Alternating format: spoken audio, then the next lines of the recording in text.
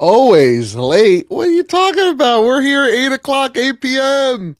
Look at the watch. Look at the watch. We're here. It's 8. We're ready to party. It's the pregame. It's the pre-show. We're guessing the game. Kyle Stevenson, take it away. World of Warcraft. That's not a bad pick in the slightest, actually. Don't ask me which one. Just any of them.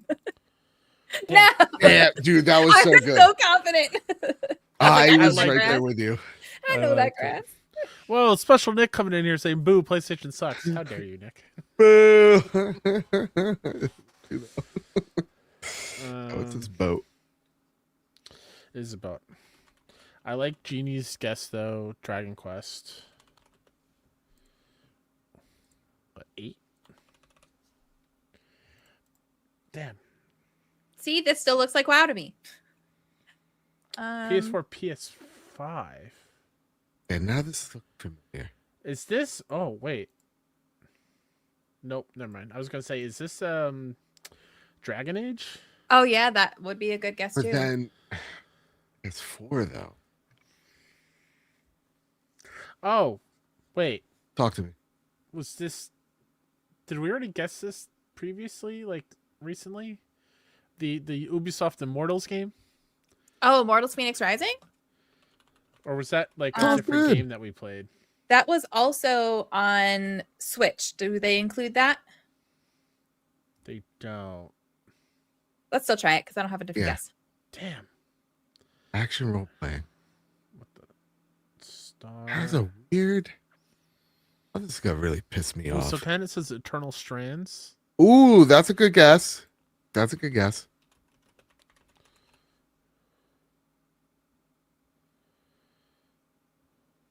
Did I spell it wrong?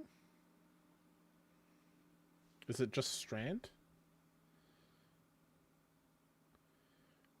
Did we all have a collective make up a game situation? Genie says Eternal Strands is on the PS4, so that would not work. Okay. Well, We'll skip one more. okay. Oh. Ah, shit. This is a Tales game. And it could be, there's 18 of these things. Well, no, it's 2024. Yeah, it could be 28 of these things. Tales of Berseria. Damn. It's not in the Tales series because it would have. Oh. Genie says Visions of Mana. Visions. All right, let's go Lana? for it. That sounds good. That sounds good. Let's see. Also, Chad, how are we doing? I feel like How we doing? we don't ask you that often. Hey, nice. Shout out to Yes, whoa, Hida, Silcanet, and Genie all said Visions of Mana. Hell yeah. Yeah, you guys. Also, while I'm loading up the next one, for anyone here early on the video version, we had a sit down, so the show's going to start differently. Things will be moved around even more than last week. And just as a heads up, the patrons and YouTube members will be shouted out at the end of the episode. All right, so don't freak out that we don't say it at the beginning. I'm warning you now. We're testing some things out. Okay. We're making the show run smoother so people listen longer. That's captivate some folks, you know, some newbies. Some of the feedback that we got was that it gets a little long in the tooth at the beginning. Yep. So if you're somebody new to the channel, you might click out because you're like, what is this going on right now? Yeah. So we were kind of thinking of it as like the credits. You guys are the credits of the show. Mhm. So we're crediting you with the credits at the end of the show. And we have some fun ideas to make it different each time, but we'll see. It's For going to be a example, today. process, a slow process as we go. Yeah. I'm not wearing any pants. What else is new? All right, we got some gears. Is this Gears Not of War? Factory. Yep. Factory. Got it. I All was right. waiting for something else. And we're going. Factory. Yep. Candace Kane's Candy Factory. Damn. Imagine. Could you imagine? All right. You got some bricks. Yellow bricks. Wizard of Oz. Is there a Wizard of Oz game? Damn. I really. Oh. Super Mario game. But which one? Paper Mario? Super Mario. But which one? Origami. That one. The Origami King? Sounds good. No. RPG. Listen, potato brain. Just be quiet for half a minute. It's not Tamagotchi Life. No, this doesn't look like an Animal Crossing.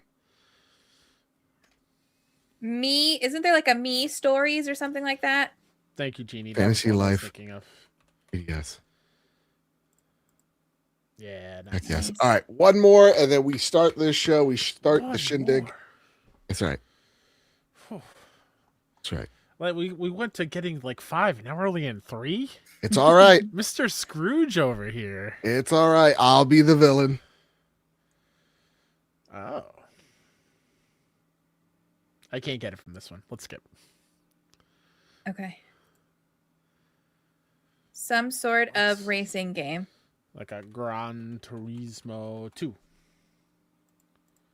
Ah. Oh, Oh. 3?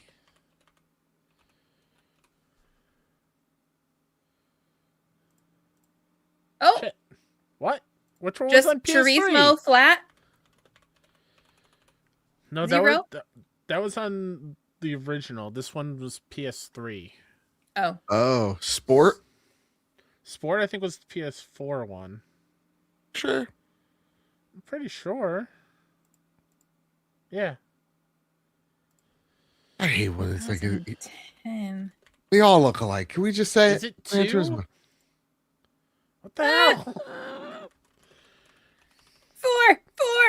It has to be. 5? Five? We got it right. All right, gang. Kyle, could you in the private chat type in the time code 750? Joe smells real bad. Okay. I wrote that instead.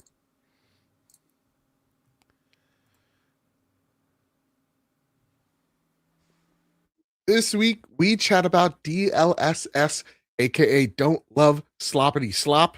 Starfield falls into PlayStation orbit soon. Crimson Desert early reviews. PSN branding going the way of Jim Ryan, and so much more here on The Trophy Room.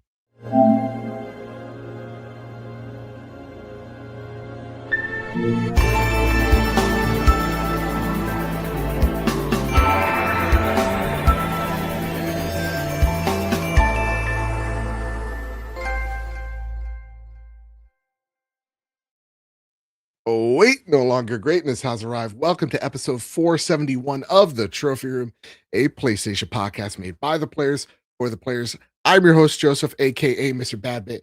Is here where we chat about the latest and greatest in all things PlayStation each and every week. Alongside me, the greatest co-host, whoever is, whoever will be, Mr. Kyle Stevenson. You have a really hot take about the Tobey Maguire Spider-Man movies. Would you care to share? Sure. But hey, if you want to check out indie game stuff, go check out 61indie.com for all the indie game news, goodness, and stuff where I won't be trashing the Tobey Maguire Spider-Mans because guess what? They don't age well. And I stand on that. I stand on it. I can't. It's when I was younger, loved them. Now that I'm older, it looks like Tobey Maguire looks like I do now, and he's a high schooler. He got held back. He's supposed to be one of the smartest people around. Sometimes you just can't figure out those kids. Yeah, I don't know. And that's the failure of the teachers, if you ask me. Hey now. Come on. 2 former teachers here. How dare you? Lightweight herself. How are you, miss? I'm good. Hello, hello. If you guys want to watch a Resident Evil 9 playthrough, you can find it over on Lightweight Gaming. Or if you want to watch some Star Wars reactions, you can find those over on Lightweight Reacting. Work my way through Andor. I know you like that, Joe. What episode are we Also, on? I'm stealing your wife. I'm sorry. She's mine now. Mr. Light told me we could be a throuple, so she's mine. Well, we're gonna have Good luck. You can have her on the weekends. Can we split custody? Bix is Bay confirmed. What episode are you on? I just finished episode 9 of season 1. Okay. Oh man, we're cooking. We're cooking. No more than 12, baby. No more than 12. Oh my god, we're cooking with gas. All right. That said, gang, listen, before we get into all the PlayStation goodness and news, I took a nap for the first time in years. I have a new opinion about naps now. I think they're all right. When's the last time you guys took a nap? Today. Oh, dang. Yesterday. Dang. I also used to be anti-nap because in my head I'm like, oh, I'm gonna sleep during the day and take away time from me playing a game or watching a movie, a TV show, 100%. whatever. Yeah. But then the euphoria I feel after I wake up from a nap and I feel ready to take on anything, oh my god, it's amazing. Yeah. I used to be very anti-nap. Very anti-nap. Do not do it. Messes with sleep schedule. Then I became a parent, and let me tell you, I'm so freaking exhausted. If I don't nap, I can't function. So if there's a day where I feel I need a nap, yesterday, I don't know if this really counts as a nap. I got my daughter up for school at 6:30, and as soon as she was out the door, I went back to sleep and slept till 10:30. So I took a nap from like 8 to 10:30 in the morning. But she also woke up at 4, so it still kind of counts. That counts. Yeah. That counts. No, that counts. Honestly, that counts. Yeah, no, today I just I had I did my workout, and then I had like a nice little breakfast because I earned it. And then I was like, I'm gonna go play Resident Evil. And then I sat on the couch. Whoa, Joe, you don't earn breakfast. You need to eat breakfast. It was a breakfast sandwich. It was a breakfast sandwich. Oh, okay. I was Yeah, gonna say, yeah. whoa. Rewind. Yeah, no, I gotta earn my meals here. And then I sat on the recliner, and I was like, and I'm out. And I woke up like 15, 20 minutes later. I was like, I'm feeling pretty refreshed. I'm actually feeling pretty good, you know? Well, according to science, the 20-minute nap is the nap that you need to take if you want to actually have benefits and no side effects. So Really? 20 minutes, your body actually gets the refresher that it needs. Any more than that is when you can start to feel sick when you wake up or will impact your sleep at night. Any less, it doesn't help at all. So like if you only have 10 minutes, it's like not worth it unless you're trained. Like there are people in the military who can train their bodies to take 10-minute sleeps randomly throughout the day. But we are not that. So 20-minute naps, they say, is the perfect amount of time. Look at me. Look at Fun me. fact. That's it, gang. A little bit of housekeeping before we start this episode. Okay. We're changing up some of the show around to make it a little bit faster to get into the news. We asked you guys to write in the forums of what you would like to see from the show. And some of y'all were like, listen, we love the starter question of the show, but sometimes it just gets a little bit too long to get into square up the news. So we moved the Patreon shoutouts to the end of the show. So you guys are going to be our credits. And Kyle's working up on a nice little thing where we're going to have the viewers' names on like a nice little lower third playing as the podcast goes off in the background. So that's what we're going to do. That's the first major change of the show. That said, patreon.com/PS Trophy Room. It's the reason why we look so good, sound so great. The reason why we may be able to go to places like FGF if we're invited, or PAX East. We could really use your support. And so we'll shout y'all out a little later on. That said, gang, it's time to square up the news. First bit of news comes to us from Tom Henderson over at Insider Gaming, and Tom writes, NVIDIA CEO says gamers are quote-unquote completely wrong about DLSS 5. In a press Q&A with NVIDIA CEO Jensen Huang, the CEO has said that those who have criticized DLSS 5 and the tech are quote-unquote completely wrong. As first reported by Tom's Hardware, NVIDIA CEO Jensen downplayed criticism of DLSS 5 during this year's GTC event, saying, quote, well, first of all, they're completely wrong. The reason for that is because, as I have explained very carefully, DLSS 5 fuses the controllability of geometry and textures, and everything about the game with generative AI, Huang continued. He said that developers can still, quote unquote, fine tune the generative AI, and that it, quote, it's not post-processing. It's not post-processing at the frame level. It's generative control at the geometry level, he said. Huang also said that developers can try the tool and see how they want to use it, suggesting that it's up to a developer to try to make a tune shader. Or I'm saying that. They didn't write a question. I'm saying that because I've never heard that before in my life. Or see if the game should be made of glass. Quote, all of that is in the direct control of the game developer, he said. This is very different than generative AI. It's content control generative AI. Maybe don't use the word generative AI. I don't know. That's why we call it neural rendering. Bethesda also weighed in on criticism surrounding DLSS 5, replying to a post from Digital Foundry on Twitter saying, quote, appreciate your excitement and analysis of the new DLSS 5 lighting here. This is a very early look, and our art teams will be further adjusting the lighting and final effect to look the way we think works best for each game. This will all be under our artists' control and totally optional for players, end quote. Speaking with developers and artists at studios that have agreed to DLSS 5, including Capcom and Ubisoft, Insider Gaming was told that DLSS 5 tech was revealed to them at the same time as everyone else. Quote, we found out at the same time as the public, said one Ubisoft developer. Developers at Capcom tell Insider Gaming that the announcement and the publisher's involvement were particularly shocking, as Capcom has previously been historically very anti-AI with projects such as Resident Evil Requiem and other unannounced projects in development. Some of the publishers fear that the DLSS 5 announcement could prompt a change in the publisher's view on generative AI and its implementation in its games. You're Joe, muted, you're Jeff. muted. I knew that. Don't worry about it. So the one interesting tidbit here, I saw this online, I had to see it for myself, is that the ratio of likes to dislikes, man. Wow. 17,000 people liked it. 88,000 people didn't. Take that what you will. The internet has been rife with people memeing the hell out of this. So first, I want to know, guys, your thoughts on, the DSS tech. I can't say it, but it's a tongue twister to me. DLSS 5 tech. And yeah, the shader that makes everything look like, porn AI. Kyle Stevenson, I'll go to you. I fucking hate it. Put it on the board. There's no way you can tell me and say that this is just a lighting thing. Yeah. It is like fundamentally changing the way that these people look, and that's way more than just a lighting thing. I could see it being awesome, like in the background if you want to use it, whatever. But like, even then, it's iffy. Like, I don't know if you can pull that up. Can you freeze frame on the Grace thing? Because that is insane to me. How it goes from that to super realistic. That doesn't even look like Grace anymore. Yeah, it is.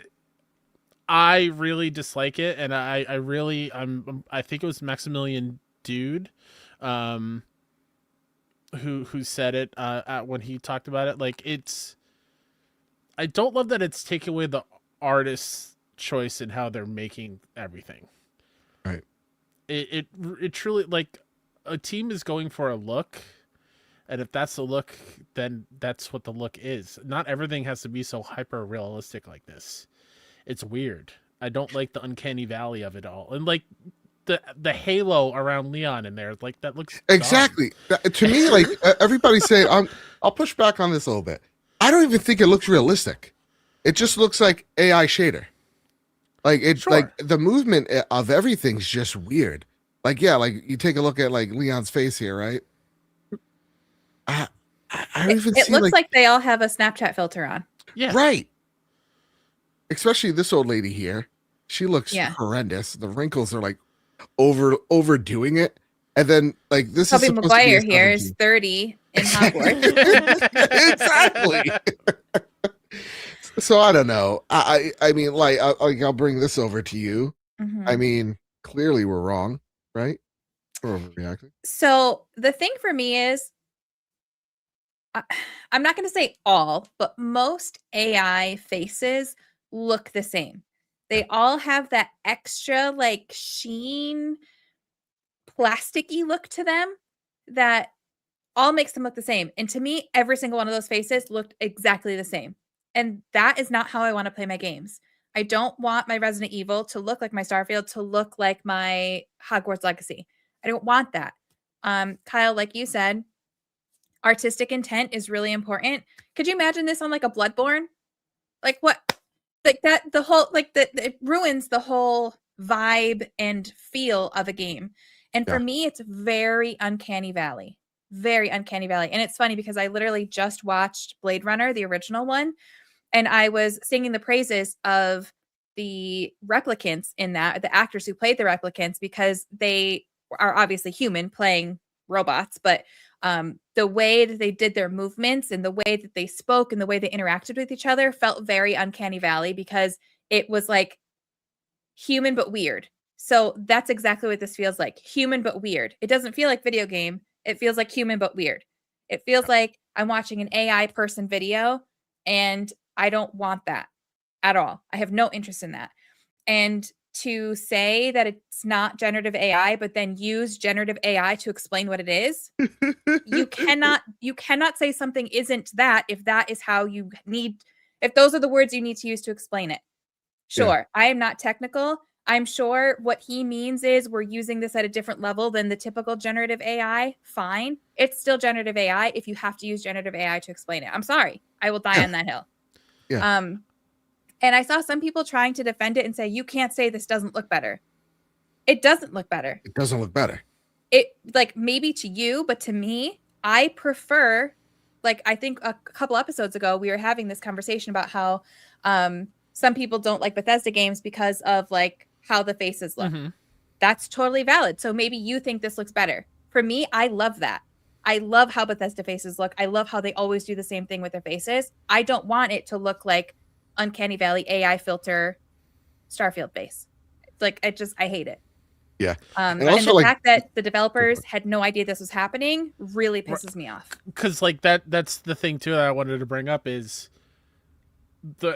they found out the same time as everyone else did, the world did, and Capcom being according to this developer who talked to Insider Gaming, being historically anti-AI, and the first example of it being used is with the brand new Capcom title Resident Evil Requiem, is weird and shocking is not the right word, but like disturbing that the execs are going over everyone else's head a little bit and like allowing them to use it for this, unless NVIDIA did that without Capcom's graces. Who knows? Right. But it's wild.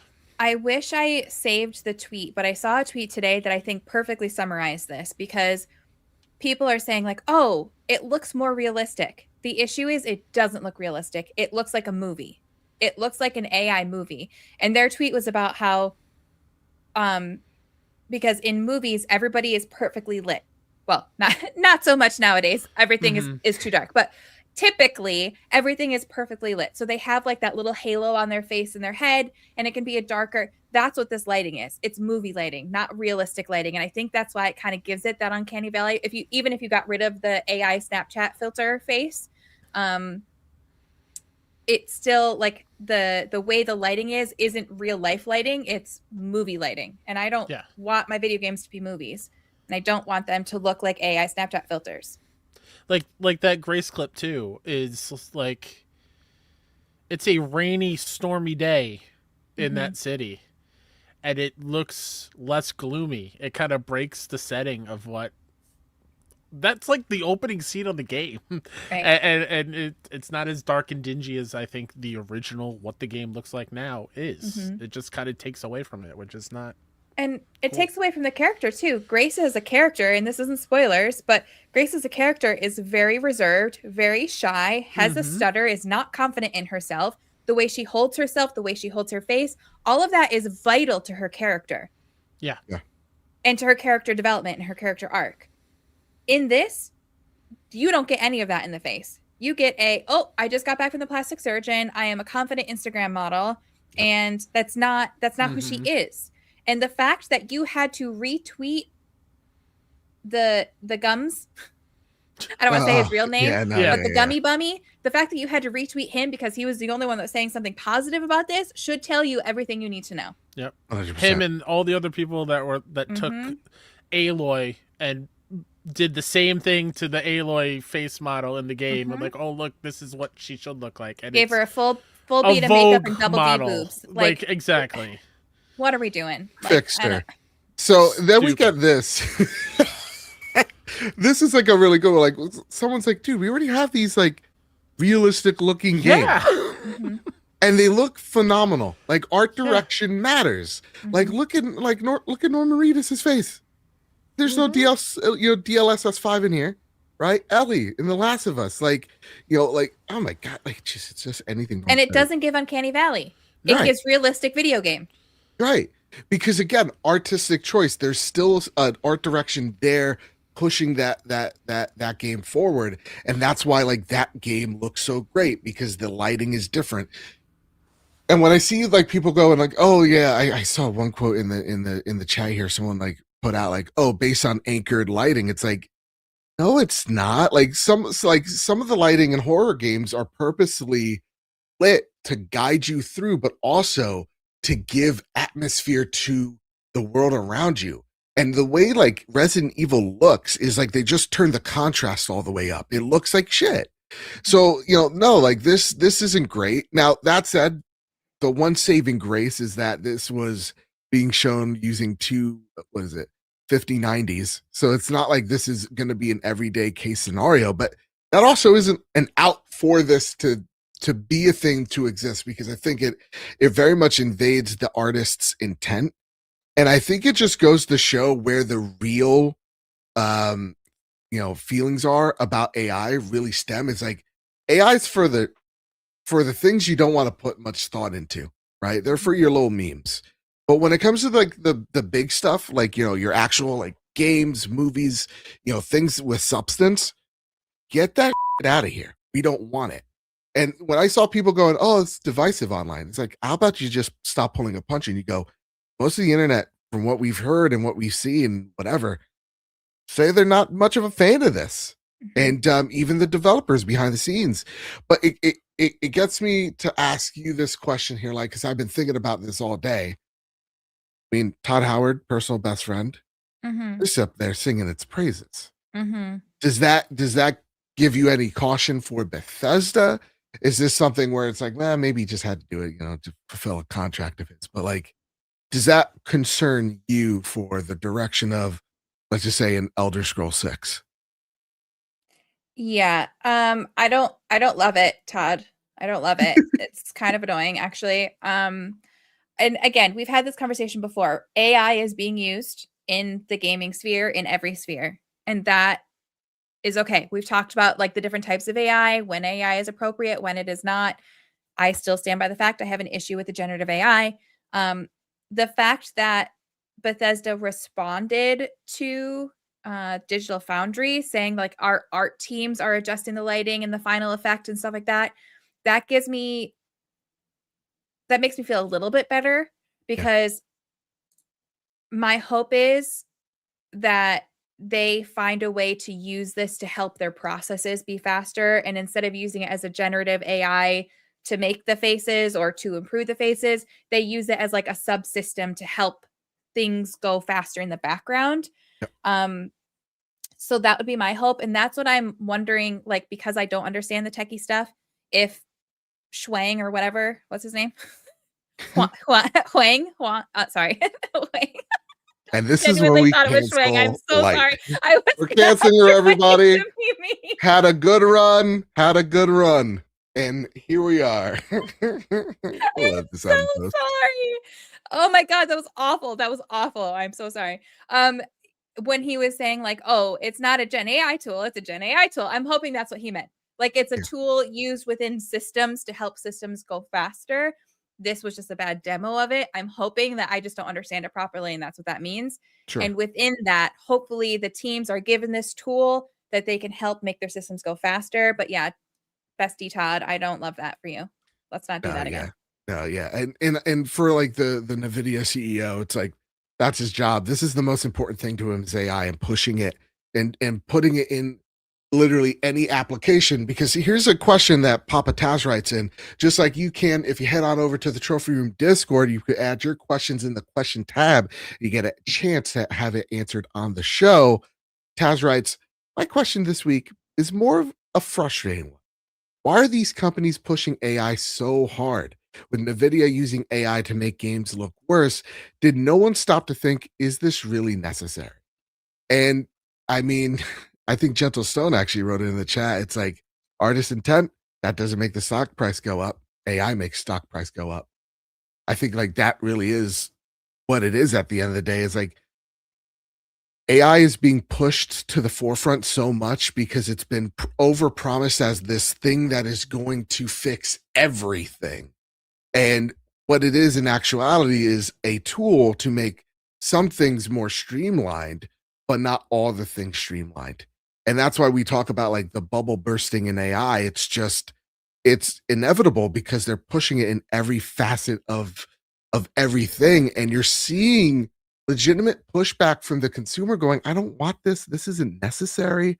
I don't need this. And a genuine pushback. So I think that's why AI is being pushed so heavily. But I'll bring this question to y'all. Green Gorilla Gamer wrote in, I love you, Green. I almost threw it into ChatGPT just as a joke.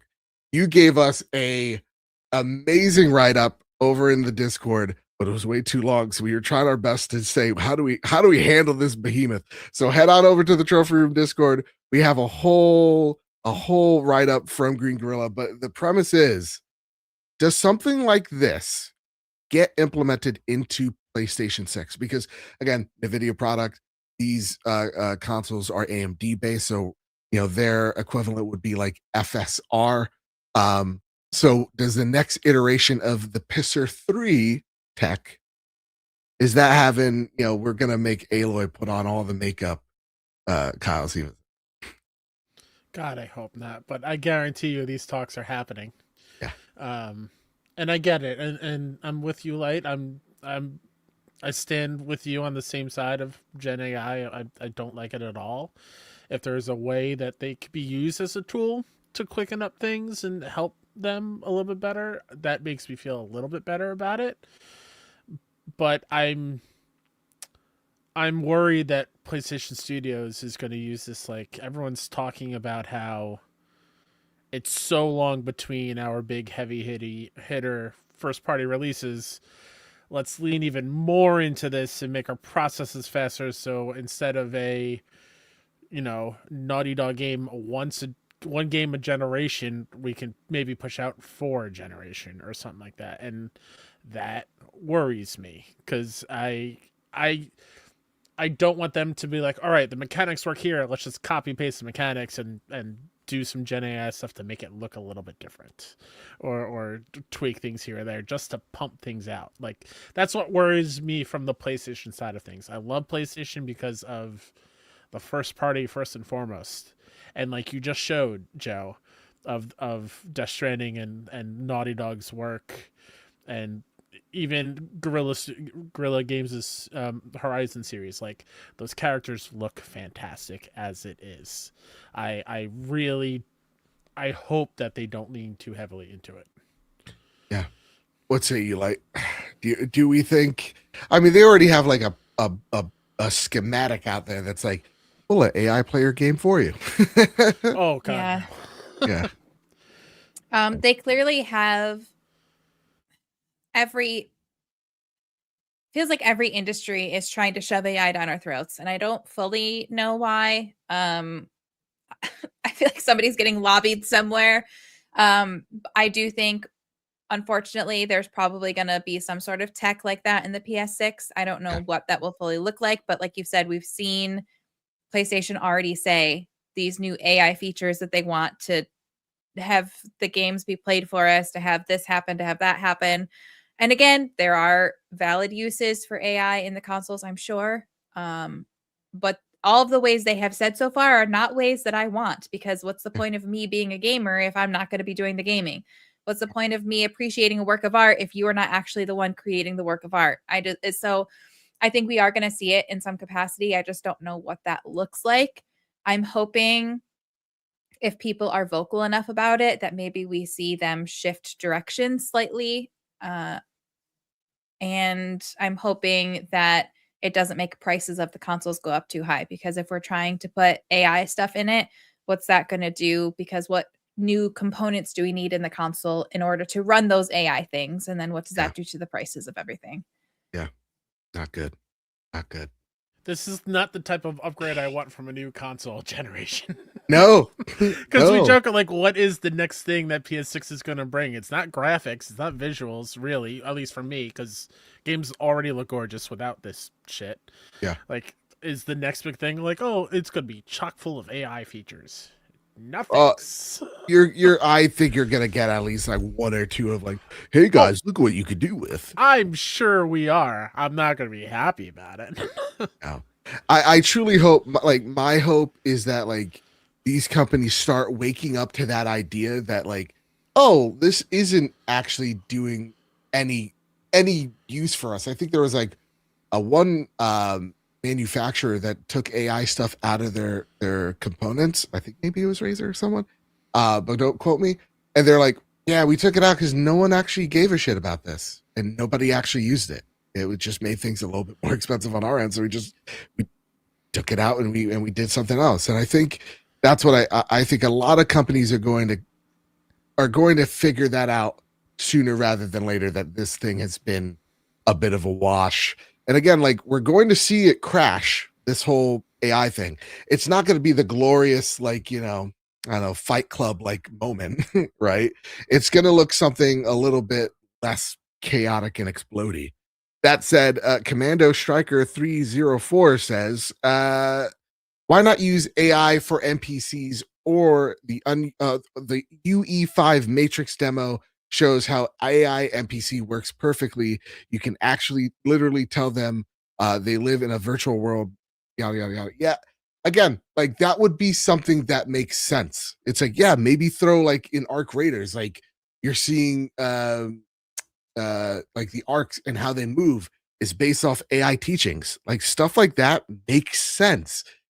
And then you're even having like the Arc Raiders team go, hey, listen, we sold 14 million units. We heard you guys. We're gonna put real voices in here because we can afford it now. And I think that's the thing that makes sense. It's like, listen, when the game is small and like, that's a helpful tool, sure, but when you outgrow it and then put in something that's actually artistic and meaningful into the game. And I think that's how you do it. I think this whole cost cutting measure shit is just it just shows. That said, though, listen, I rant aside. Like, I want you to talk about this next story, because goodness gracious, we've been waiting patiently, you and I, and it is finally here. Yep. Speaking of my, for the record, pretend we're not actually besties, pretend bestie, Chad Howard, Starfield finally lands on PS5 in April with new DLC and huge updates. This is from Sammy Barker over at Push Square. This is the biggest and most comprehensive version of Starfield to date, as the base game arrives on PS5 alongside its first expansion, Shattered Space, as well as a newly revealed DLC in Terran Armada and a substantial free update called Free Lanes. The base game costs $50, or you can opt for the premium edition, which includes the two expansions, Shattered Space and Terran Armada. It's $70, and Bethesda values the new DLC, Terran Armada, at $10 when bought standalone.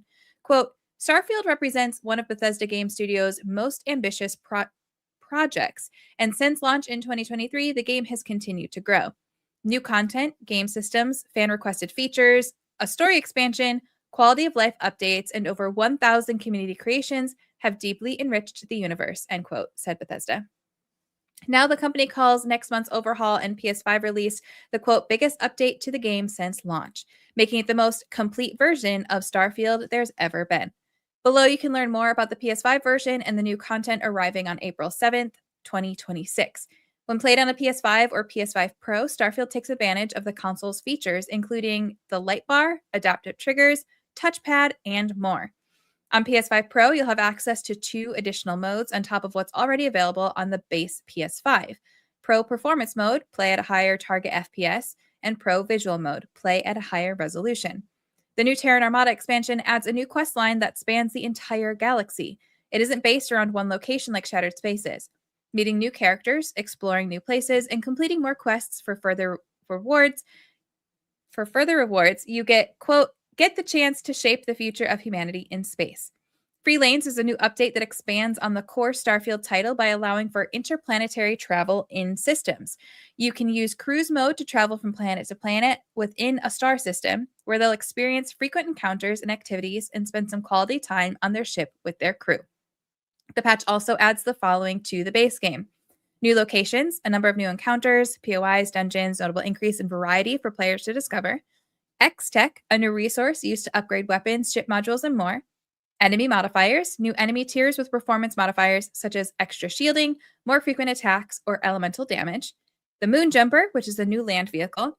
Outpost improvements, outpost storage, and a new pet called the Millie Whale. New crew, Muria and the Minibot. Starborn improvement with the ability to bring a limited number of items through the Unity to a new game plus. Bethesda then concluded, quote, together these launches mark the next chapter for Starfield, bringing the most complete and refined experience to more players as the universe continues to expand. Ooh wee, it is finally here. Starfield on PS5 after all the rumors, speculations, and all that. It's finally here. We're finally getting to play Starfield on PS5. Todd Howard said something along the lines of like, this was always in the cards. This was always something that we were planning and we wanted to do for a while. And now it's finally here. And then now the newest rumor is they're trying to get it to run on the Switch too. That's proving to be a little difficult. That sounds exciting as well. Thinking about those Joy-Cons after like this beautiful controller. Let's go. Kyle Stevenson, you've never played a Starfield in your life. Not any of them. Not even once. You said don't touch this stuff. So now coming to PlayStation 5 April 7th, are you diving into Starfield? Yeah. I'm so excited. It's again, it was not a because it was only on Xbox kind of thing and boo that. No, it wasn't on my ecosystem of choice. So I'm super happy I get to play it. I'm loving that we here at PlayStation continue to get these amazing experiences. Like South of Midnight is also in 2 weeks, I think. So like I'm loving the fact that we get to play these games here on PlayStation, and I'm going to try to be day one if time allows it, but I'm super into it because of all the glowing things Light has talked about it and you, Joe. So I'm so down. The only thing that I need from this, honestly, is just copy and paste that Starfield controller and give me a DualSense version of it. Honestly, I was right there. I was like, come on, just announce a controller as well. I'm hoping they will, and I'm hoping they'll like re-release some of like the collector's edition stuff or something like that. Yeah. I'm super hyped for this. As someone who played it on Xbox, really enjoyed my time with it. Like I think it was already a great game. Like I mean, like you and I have this talk all the time. So like seeing it now run on, PS5 Pro, 60 FPS, 4K, all that stuff without the AI face has me really excited to jump into the game and platinum it there when it comes out. I'm over the moon about this. I want to actually turn this to you. There's so many things you read off of just like the new things, locales, the tech. Mm-hmm. What's the thing in all of this that actually excites you the most? Actually, a lot of it. So I adored Starfield from the get-go. I rated it much higher than a lot of other reviewers did because I actually was able to review this game. And I did have criticisms, and I feel like all of the criticisms that I can remember are being addressed or have been addressed since launch. But from this list specifically, the new locations and the fact that they're increasing the variety of things for me to discover. I think we've talked about this before. Since they used like the generative stuff, sometimes you'd be on a different planet, but you're like, wait, have I already been here? Because I'm pretty sure I explored this base, and I know that I already read this data pad story, and it was really cool the first time, but now I'm getting the same story again. So like that would be a little frustrating. So if they're increasing the number of types of things that you can discover, that's going to make it less likely for you to have those moments, because they didn't happen frequently, but when they did, it definitely took you out of the game. And it's a Yeah. shame, because the first time you hear some of these stories, like the environmental storytelling in some of these areas you can find is phenomenal. Like obviously this isn't spoilers because it doesn't have anything to do with like the story, but one of the locations I found was completely like iced over. The whole entire base was just covered in ice, even though the planet wasn't. So you're like, what the heck is going on here? You would never know if you didn't read the data pads. And every data pad you find tells you a different piece of the story, culminating in how the base got to that point and what led to it. That was so cool, because I wanted to find every single one, because I wanted to know all these pieces to this little story that's not important to the main story, but was really cool for me.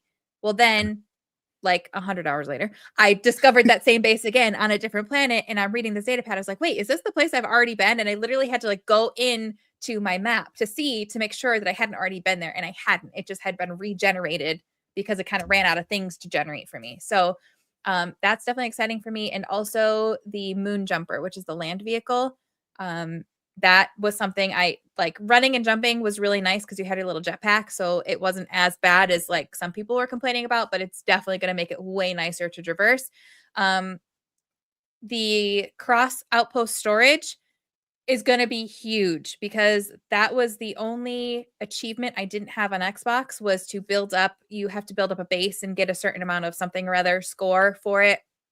And I was putting a lot of time into that, and I was like, you know what? I'm going to wait for this to come out on PlayStation, because this is taking way too long, because all the resources that I needed would be on different planets. So then I have to go to my base in other planets and put all the resources on my ship, and then I'm over encumbered, so I can't take everything. So it was just annoying me because it was a slow process.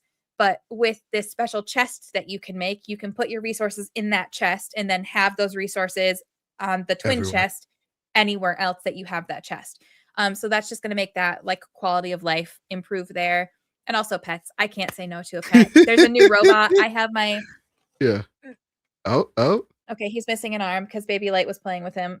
That's all right. But anytime you give me a robot, I love me a robot. There's a new little mini robot who can be on your crew.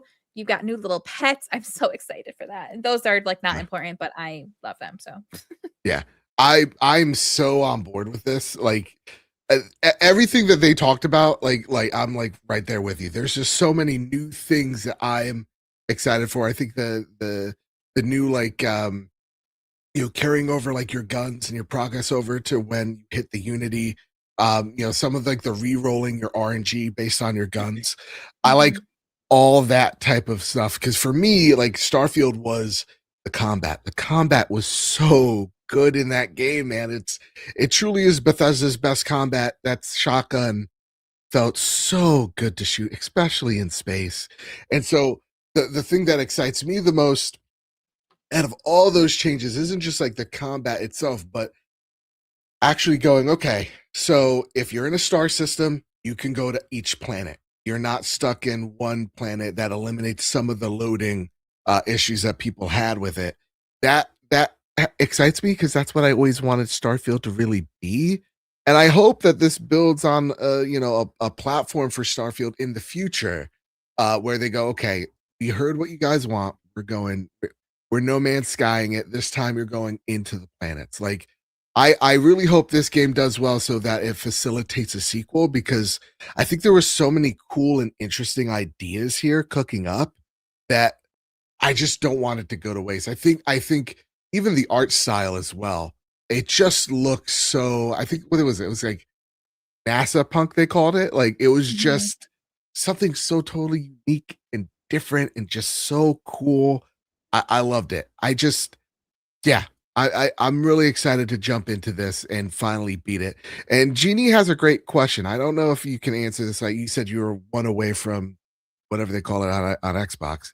How long's the platinum to Starfield, would you say? I'm trying to look at my Xbox app to see how many hours I have in it, because I hadn't gotten all the achievements yet, obviously.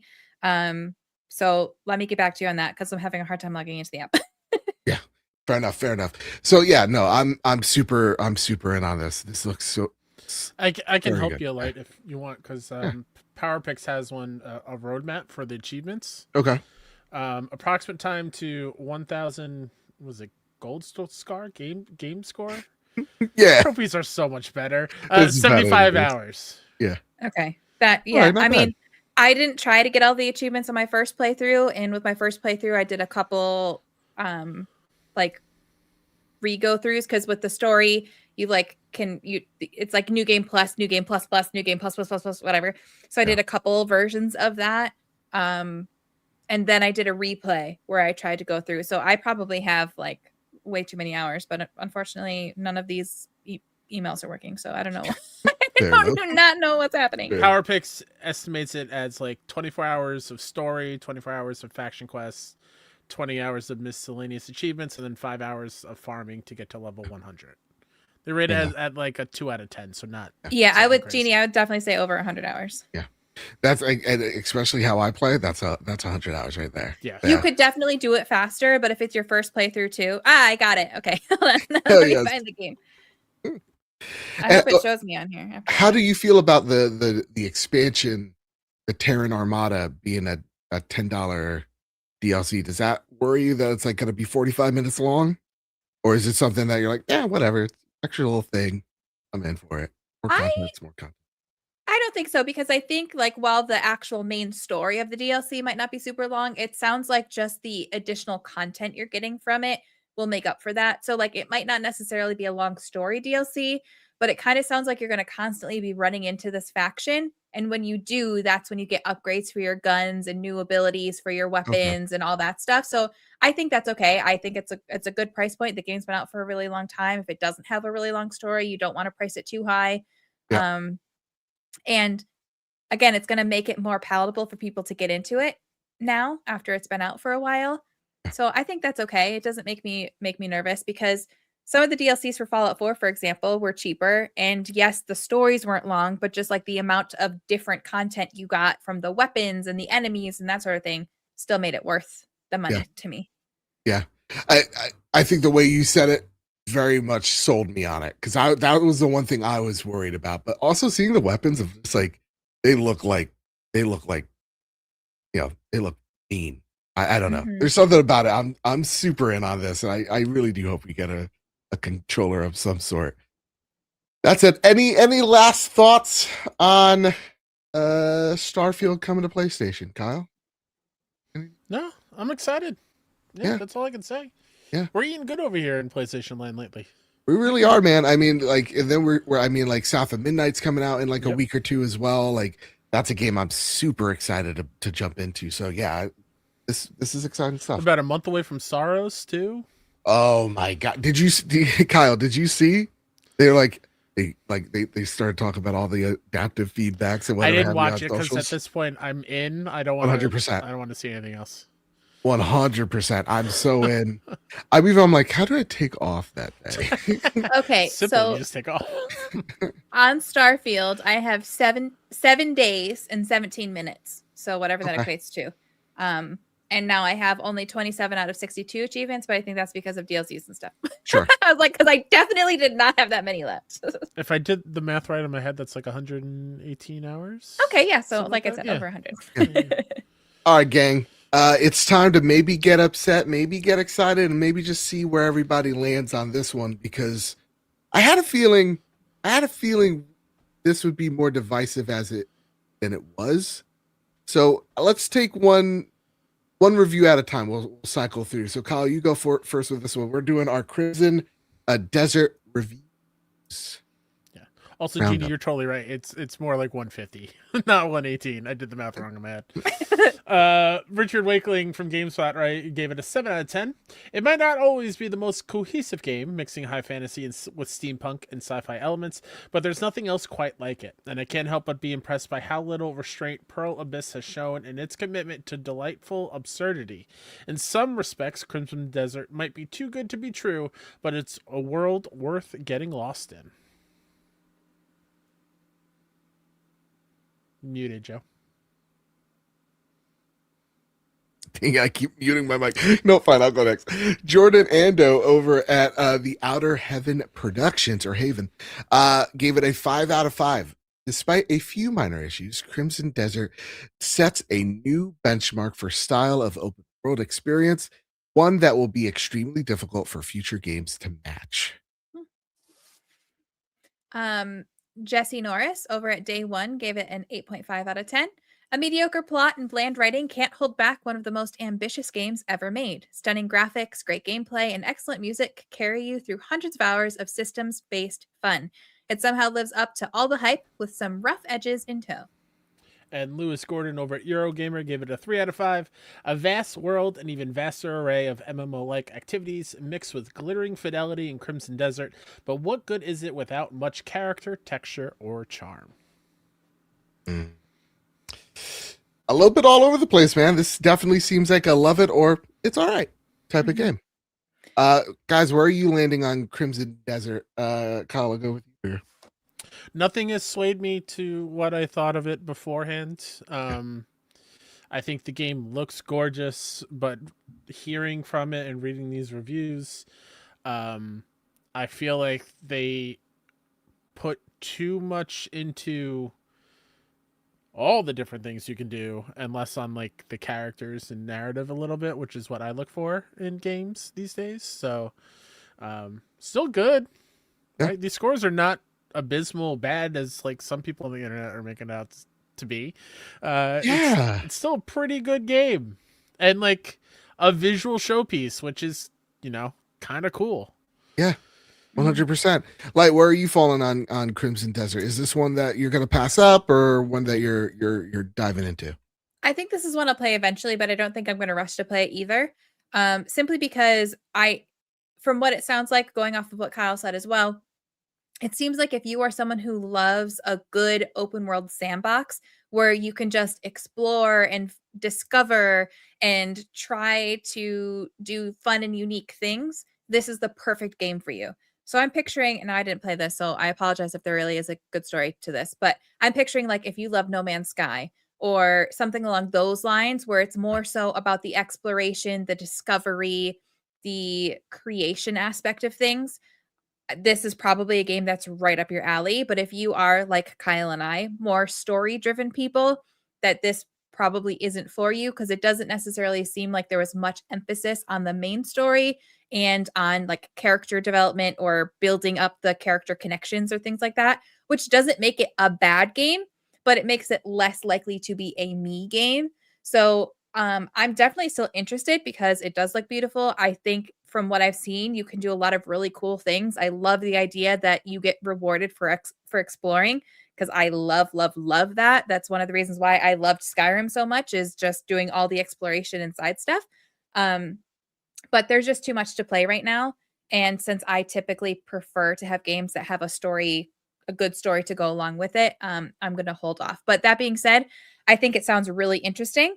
And I'm really excited for people who like this style of game because I think it's going to be amazing for them. Yeah. I'm kind of right there with you. Like, this one's a one I'm going to pass up.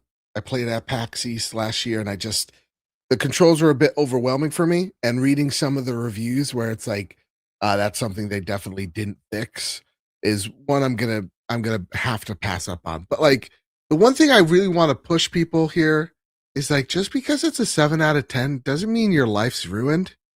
And I really hate the idea that like whenever a game doesn't review as high as like what you think it is, all of a sudden we dismiss those reviewers' reviews and their work. And you get review never made me not buy a game.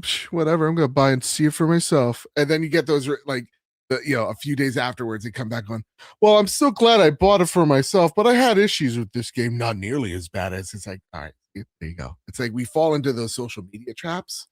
And I also saw some folks like, oh man, I was really excited for this, and kind of either being confused of how to take the scores because they thought it was going to go one way, or giving skepticism to the reviewers and how they reviewed the game. Again, a game that they never played yet.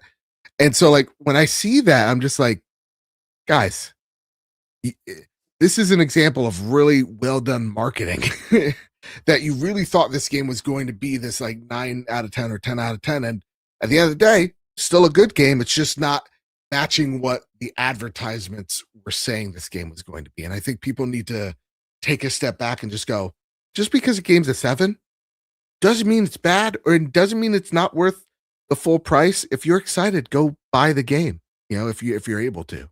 I don't know. Yeah.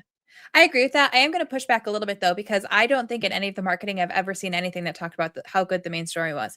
It was always about the exploration. It was always about how we don't have leveling. It's all about getting new gear through finding things. It's all about trying to do new things and like discovering new abilities and discovering new armor and weapons and stuff like that. So I think they delivered on what they said. I think the issue is a lot of people who review games, we all have things that we enjoy in games, and that's normal. But if I were to review this game, I probably would give it a low score because it doesn't have the story elements that I like. But if somebody like, I don't know, Joe Schmo, who doesn't necessarily care about the story, they care about the discoverability, they care about just the combat, they care about just that stuff, this could be a 10 out of 10 game for them. I think this probably is a good game for that section of the audience. The problem is not everybody fits into that section of the audience. And that's when you get lower scores like this, because you'll have reviewers who are diehard story people. There's no character growth here. There's no reason to make me care about these characters, so I don't like this game. That's valid, but that doesn't make it a bad game. So that's why with review scores, don't worry about the number. Read what they're saying, because 100%. A lot of times I'll read a review and a reviewer will be like, this sucked. And I'm like, but I like that. Yeah. Like a lot of times with Starfield, for example, I rated it really highly. Other people rated it really poorly. The things that they didn't like, I loved. That's what I look for in a game. I love that sort of thing. So you always just have to read the review. Don't just skip down and see the number. So I think the game is what they said it was going to be, but people still wanted it to be something different. People wanted it to be something it wasn't. And that's valid, but also don't be upset. Read the review and see if it fits for you. Yeah. No, I 100% agree with that. And then also it just goes, we say it every time we talk about reviews, go to the people that you trust, that you like, right? Like, Travis is reviewing it over at IGN. I think he's one of my favorite reviewers out there right now. And, like one of the things he was saying on the show was just like, hey, there are some reviews out there where like the PR person will be like, hey, listen, if you get to the 70-hour mark, you put the review here. It's a big game. And he's like, no, I'm just going to go beat the game because you need to roll the credits to this thing. It's important. And so like to see him go, hey, this is a big game. Haven't beaten yet. Right now it sits at this number, but I'll get back to you when I roll credits on it. I really appreciate that. That's the type of, transparency that we often beg for these large sites to do and give uber critical thoughts on. And when they do it, they should get a little pat on the back, maybe a little round of applause, because I think it's important. That said, like, not to dismiss you because we're giggling back here, and I think I know why. Stefano writes, Kyle, how dare you slander Tobey Maguire's Spider-Man movies? I've been holding that in for the past hour since I've been at work.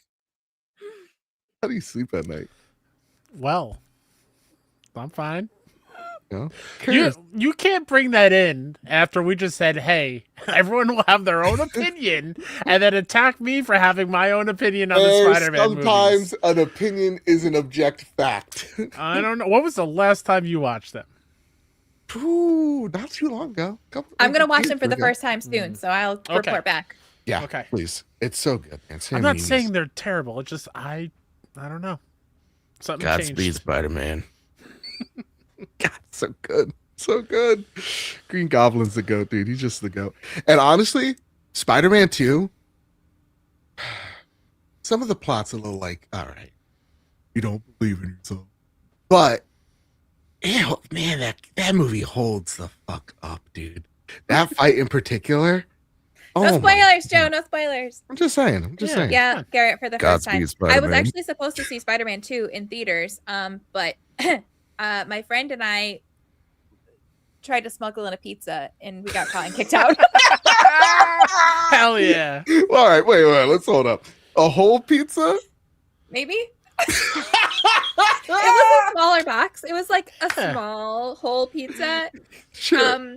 But it didn't go well for us, so they didn't let us in. They're like, you either need to throw the pizza out or you can't come in. And we're like, well, we just bought this pizza, so we're not gonna. So we didn't. We went back to the restaurant and just sat there for the 2 hours that we were supposed to be in the movie theater. That's fair. That's fair. was high school, okay? Yeah, you're trying to middle shove like school? I don't know. Maybe a like ninth personal grade. pan in a purse. I once had cargo shorts filled with Wendy's chicken nuggets and a junior baconator or bacon cheeseburger on the other pocket. I get We it. used to always smuggle in candy and drinks and Yeah. stuff because concessions were always expensive. They're expensive yeah. now, but they even were back then. But so we got a little cocky. Okay, Yeah. I had Yeah. a big purse.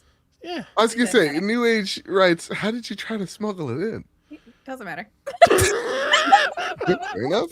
It was like, it honestly wasn't that big. It was like a little bit bigger than a personal pan. It was Okay. like 2 people could share it. Sure. She would Yeah. have half, I would have half. It was like one of those places where you can kind of like, it was like a little cafe place. So Sure. this size. And I had a big purse. So I shoved it in the purse sideways. It probably was like, I don't remember, but it was probably gross because I'm imagining all the cheese came off. Anyways. Yeah. So I had it in my purse and I had it up over my shoulder like this. Yeah. And the top of the box was sticking out, but I was like, I'll just walk on the rookie other mistake. side of like the usher. So he won't even see it. Yeah, no, Yeah. it didn't work. That It guy smelled grew too up to be a delicious. cop. The nose knows. Yeah. I would have gone Quasimodo with it. I would have hunched over and had it level on my back and hunch over and walk in like You know A what? frail That would've been a good old idea. lady. Or the old coat on the arm trick would have been Yes. good too. Yeah, yeah, yeah. Yeah. Yeah. See But what that was we high school. I refused to wear a coat even though I was freezing. So what we did or what we do is I'll go to CVS beforehand. All the snacky snacks are right there, and they're usually like $2 for $4. Yeah. Or like 3 for whatever. And we'll get what we want there. We'll get the bunch of crunch and all that. Then we'll put it in like a purse or something like that. Or just I'll wear my big sweater. I'll put it in one of the oversized pockets. Bam. I smuggle in my own Dr. Pepper now because they don't have Dr. Pepper at the movie theater, and that's the only soda I drink now. So Well, they have the, hey, this is everything. This is oh a- yeah, not mine. Yeah, Not mine. yeah. I also don't think those are pure. That's my thoughts. No, the flavor, if you get something that's just a base flavor, it's never fully the base flavor. Exactly. And never, you always have to do hit the button a little bit first so some of the soda comes out Yep. before you put your drink in it, or it's gonna be the last drink. Not Mm. pure. Some tips from a I soda don't- addict. You're Yeah. welcome. I don't want Fanta when I want Diet Coke, goddammit. Exactly. Donuts76 writes, have you had, or are you allowed to say, advanced copies of Crimson Desert? I always want to say dessert. My dyslexia is really fighting me. No, we don't. We didn't receive any. Not sure if you discussed this before. I feel that when a game gets closer to release without any reviews, it usually spells doom for that game. Do you agree? I can't think of any examples that have had a bad feeling about Crimson Desert. Thoughts? Stay groovy. Yeah, what's your thoughts on this? Usually it's a good sign that when a review lifts early. Like I would say like a week early. That's usually a really good sign because the team is incredibly confident about the builds and are allowing people to play the final version even if they are planning a patch for like launch day. And this isn't the case all the time. Right, I've played games early that just have not been great, and I played games where I had the review lift on launch day, and it being excellent and one of the best games I've played. So it just depends on the developers and publishers' confidence in the game, and that also kind of could be the bigger studios also do a lot of mock reviews, so they kind of already know where it's going to hit, and that also will inform when they will start sending keys out and whatnot. Like I'm trying to think of the last example just for like earlier this year. I got my key for Cairn like a full month before the game launched because they were ready, they were excited about it, so I was playing it for a month, which is crazy and super rare. That does not happen ever, really. But there's other times like day of, the game's already out there, here you go, no review embargo, just write it whenever, and like, okay, well, I'm already behind the 8 ball kind of situation. So it just depends. It's a game by game basis, but usually for the bigger games, if a review comes out early, like the week window, they're usually pretty confident on it, or confident of what the score will be. Yeah. In my experience, whenever a game was like, hey, this game, the review comes out hours before the release, not a good sign. Not a good sign in the slightest. A day before, that's fine, but like yeah, like here it is, and it goes live at 8 o'clock. It's like, no, that's not a good sign. I think maybe Resident Evil was buck that trend, but they were very aware of like review copies are going out because of you don't trust spoilers. So I don't know. I think it's a give and a take, but I think for the most part, yeah, like advanced copies. Sometimes Nissa says in the chat here, like they give you like a good month to go sort it out, and that's awesome when they do that. It's very rare because the game's usually in a non-finished state, and some people like to take advantage of that. You know what I mean? They write up their review, which isn't fair, but is what is. That said, Jave Like, Matt. just Yeah, really quickly, I'm trying to remember. Was like Callisto Protocol one of those where keys didn't go out until launch day to like anybody? yes. Like I remember there's a recent one where a bigger game, nobody got keys, no matter size, whatever, until launch, and it was a big game, and Yeah. it just was because they weren't confident in it. That's what I was going to say. For me, it's less so when reviews can drop and more so when review keys get sent out. That's what I look for. If people aren't getting any review keys until like the day before, so they don't have enough time to play it and review it before launch, that's not a good sign. But if it's like, oh no, I've had this game for a month, but embargo lifts the day of, that's less alarming to me. Yeah. Great J point. Mavs writes, when reviewing something for the public, how do you deal with personal experiences / biases? Do you think the experiences in your life while playing a game can change how it is reviewed by you? For me personally, I tend to overlook a lot of criticisms of games that have strong personal ties to me, like Far Cry 5, for example. A good question. How do you deal with it? As someone who's notoriously bad at reviewing things, because I like I tend to be like, if everybody is here, I fall here. Like I like it more. So my Mr. Light always jokes like, if I say something is bad, then you know it's atrocious, because it's easy for me to find enjoyment out of most things. Even if I'm like, yeah, it's not perfect, I still thought it was fun. So that's why when I was doing my reviews, or when I do my reviews on my gaming channel, I do it as a must buy, wait for a sale, or skip it. Because for me, I know I'm very biased to rate things higher than the majority of people are going to rate them. Because a lot of things to me don't bother me as much as they bother other people. As long as I'm vibing with the story or I'm having fun, I don't care as much. Like AC Shadows, for example, is a perfect example of that. I reviewed that on Kind of Funny. I personally gave it a 9 on their scale. A lot of people thought it was way worse than that. I personally had a great time with it. Their criticisms are valid. They didn't bother me. But when I was reviewing it, I said, these things I can see are going to annoy people, but I kind of liked them. Or they didn't take away, they didn't detract from me. So I try to address the bias within the article. But I think for me, my biases tend to lean towards being more lenient versus more critical. So people get annoyed by them less. I think, maybe not. I could be totally wrong with that. But I do try to address it like, oh, in Bethesda games, I know that the faces are drying for people, but that to me is like my comfort food. I absolutely love that. So I try to like say, listen, you might not like this. Here's how it is, but this is why I like it, type of thing. Yeah. So yeah. Kyle, how do you do? Because you've been reviewing a lot of stuff over at 6-1 Indie. How do you go about it? Yeah, I haven't had a new one in a little bit because showcase season's crazy right now. But it's been weird because before this year, I never wrote a review before, so it's been a learning process. But for me, I don't really think about like me being predisposed for a certain type of game as I'm writing it. I'm writing about the game, and then once I finish the review, I will reread it and be like, does this sound like a game that I'm going to give an 8 to if we're going by score basis? And if it doesn't sound like an 8, then I got to rethink the number score or whatever. Sure. But I will always write a review or come at a review with my own personal background, because that's, I think, where the best reviews lie and live. Like, I don't want to read a review for someone who's faking it. Yeah. I want to read a review of somebody who likes games and is going to write about their experience with it and how it ties to other experiences they've had and vice versa.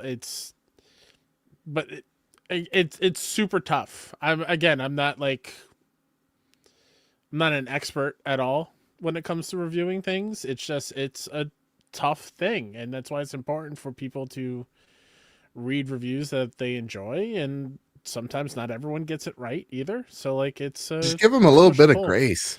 It's a hard thing to do. I know It's that's silly. hard. There's harder things in the world to do, but it's like, it's hard to put everything you're feeling into one article.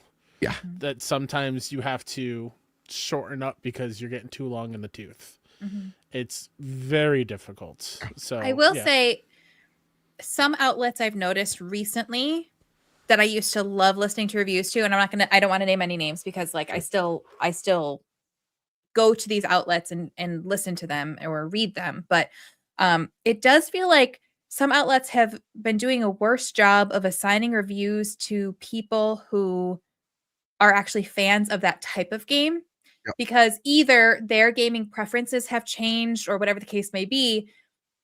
I prefer if someone is like, okay, for me, with the three of us, if we're given a review code, if it's like an open world RPG, you guys are probably giving it to me. If it's a Souls-like or an indie, you're going to give it to Kyle. Or if it's a Souls-like or a shooter, you're going to give it to Joe. Yeah. And I feel like you try to give the type of game it is to the person who best jives with that style of game. That's their game. Just because you tend to play more of them and you're a little bit more knowledgeable and have more to base your ideas off of and your opinions off of. But I do feel like recently it seems like a lot of places that I used to go to and that I loved, they've been putting people on reviews. And I'm like, why did you put them on the review? Because they had no shot of liking this game.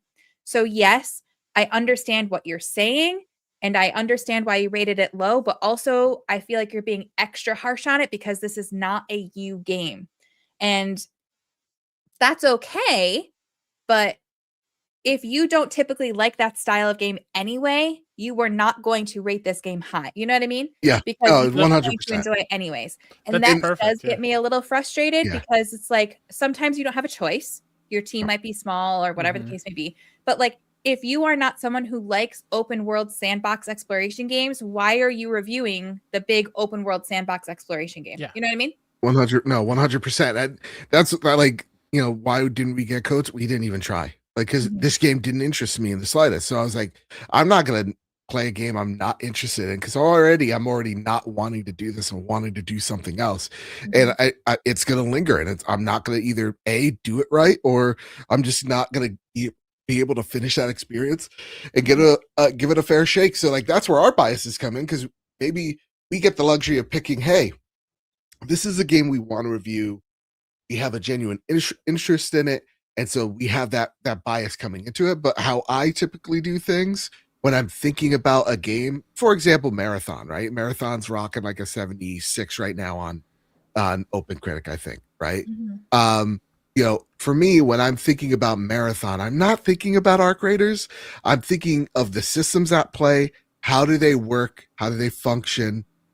Do they add friction where there doesn't need to be friction? Do they add friction where it's appropriate and it's a obstacle to overcome and there's a good reward because of it? That's what I'm thinking about when I'm thinking about like game design. And the story, it's pretty simple. Is it hooking me? How's the acting? How's the writing? Like things like that. And then at the end of the day, we're gonna have our own number system soon. But like, I don't think about the number in my head all too much. It lingers there where it's like, yeah, right now I'm rocking at an 8 or whatever, but it's not something I'm cognizant of all the time. So like for me, it's just, how am I liking these systems? I'm good at putting myself or taking myself out of it just because I'm already playing a game that I'm interested in to begin with. So I have that, behind me. Just to add to that too, to add to both of the things you talked about, I also don't love numbers for reviews. The reason we do it at 6180 is because it unfortunately helps people read the review 100%. If it has a number score, and that's just the nature of the beast, and I hate it. I much prefer to write something or read something where somebody is actually taking the time to read it, and without like the little blurb at the bottom that just paraphrases the whole long thing that writer spent so long on writing and making sure it's perfect. And we just scroll to the bottom. Yeah, and it's a bummer, and I'm definitely a culprit of that sometimes, just because I'm lazy and don't want to read at that moment. But like, it sucks. I hate that my I do it all the trying to time, do brother. that. But also to Light and Jeannie in chat too as well. Like, I think it's important for people who are fans of specific genre to review other genres because they know what makes a good one. Yeah. Like Jeannie says, like, people reviewing Metroidvanias who don't like the genre, that's a bad fit. Yeah. Like, because you know what you love in a Metroidvania, and if this new one is doing something worse than what you think is the best one, obviously you're knowledgeable on that topic. So 100%. like, in that case, personal bias or personal experience is something that I look for. Yeah. Right? If I'm looking at an RPG, if somebody who doesn't like RPGs and reviews it, like, well, I don't know, like, if they've been outspoken of, man, Final Fantasy, they suck, I hate the systems, but they're reviewing Remake Part 3, I'm not really gonna I'll give it a shot. look into that one very well. I'm gonna look at someone who's either a diehard RPG fan who played Remake and then Rebirth and like have some history with it because they know what makes those work or not work, and see how it pushes the genre further, which is what I think every game tries to do. That said, gang, great addition there, Kyle. Let's get into some little like breaking news. Kyle Stevenson, would you mind reading that for us here? Tom Henderson from Insider Gaming is back and writing an exclusive. Exclusive. PlayStation is phasing out the PlayStation Network branding. In an email sent to developers and seen by Insider Gaming, PlayStation will be dropping the PlayStation Network and PSN branding. It said that the change will be purely visual and is a means to, quote, properly capture the breadth of our evolving digital services, end quote. The full email reads as follows, quote, we'd like to inform you that Sony Interactive Entertainment has strategically decided to phase out the terms PlayStation Network and PSN across our platform in order to properly capture the breadth of our evolving digital services, what's changing, and the timeline. The upcoming changes are purely visual and will not introduce any technical alterations to our offerings. To simplify and unify branding, the terms PlayStation Network and PSN will be phased out across all Sony Interactive Entertainment assets by September 2026. All features currently associated with PSN, including core network features such as friends, multiplayer, and trophies, will remain unaffected and available to players. You'll be notified ahead of changes coinciding with the Technical Requirements Checklist, or the TRC, update in the fall of 2026. Nope. The PS5 DevNet access is required to view TRC documentation. At that time, you'll need to align with the updated TRC and branding guidelines to ensure the removal of PSN instances from all future releases, assets, and external service interfaces, end quote. It's currently unclear on what the new name of the network will be. It's an end of an era, Kyle. It's an end of an era. No more Blackout. Well, we can't have a PSN blackout if there's no PSN to black out. Ooh-wee. How are we going to know if the PSN server's down? What are we going to Google search? What's going on? What are we going to call it? That's my, like, first off, why? Cares? Truly, I don't care. It's not like, I mean, it's no longer Xbox Live, right? From what I'm aware, it's now. Sure. Well, that was more like, no, I guess it was. I was going to say that's more like the PS Plus. But that was Xbox Games with Gold. All right. Yeah, I don't know what the new name will be. PlayStation Live, Online. PlayStation Live has a good ring to it. I think PlayStation Online was also a thing. But then the abbreviation would be PSO, and that's like pissed me off. Yeah. I don't know. This seems seems like a little bit of non-news, but I don't know. There's something about PSN. What's your PSN name? You know? Yeah. I don't like change. Does this mean we get a PC launcher? No. Maybe PC isn't going away after all. I don't know. I don't know. What they just call a PlayStation? I don't know. I'm sorry I'm being so quiet. I'm trying to think of a new name. Right? PlayStation Network just made sense. Oh, Stefano, that is very thoughtful. of you, So- and I'm trying to find the right word, but Stefano writes in chat, does this mean they might phase out charging for multiplayer play? Oh, you silly goose. That's not going anywhere. If anything, we're getting more fees. Let's be real. Yeah, exactly. 100%. They got to milk us somehow. PlayStation Pass. PlayStation. Yeah. Mm, That might be too close to Game Pass, though. Yeah. PlayStation. I mean, what's like a synonym or whatever for network? oh God. You know? Also, that's PlayStation a Reality? good point, Jonathan Kelly. Like just PlayStation Reality. In this it says like over encompassing more than just what the offerings of what they currently have are. So are they going to introduce something new? Because I remember it was years ago, and I think it happens in other places around the world, but they were offering movies and stuff with your PS Plus subscription as well. So I'm wondering if that's going to be a new rollout that's going everywhere. Mm. PlayStation Underground was a thing back in the day. That would be kind of cool. PlayStation Nation, and they could keep the PSN. I like the acronym. alliteration at the end, or the Sure. rhyming at the end. God forbid they have oil, though. Come on, that's a good one. Come on. PlayStation Universe. Yeah. I thought of one because I'm a marketing genius. Oh, wait, Kyle? Sorry. No, you're laughing. Go for it. You made a point of like, I wonder what other words for network are. So I Googled search network synonyms, and one of them is old boy network. Hell yeah. The PlayStation old boy network. Hell yeah. What if it's PlayStation Play and the abbreviation's PSP? Oh, bring it back PSP. Yeah. Bring it back Vita. Vita means life. Oh, Vita. Yeah, man. Hell yes. I Or love that. they bring back the home. PlayStation Home is back, and that's what they're just calling everything.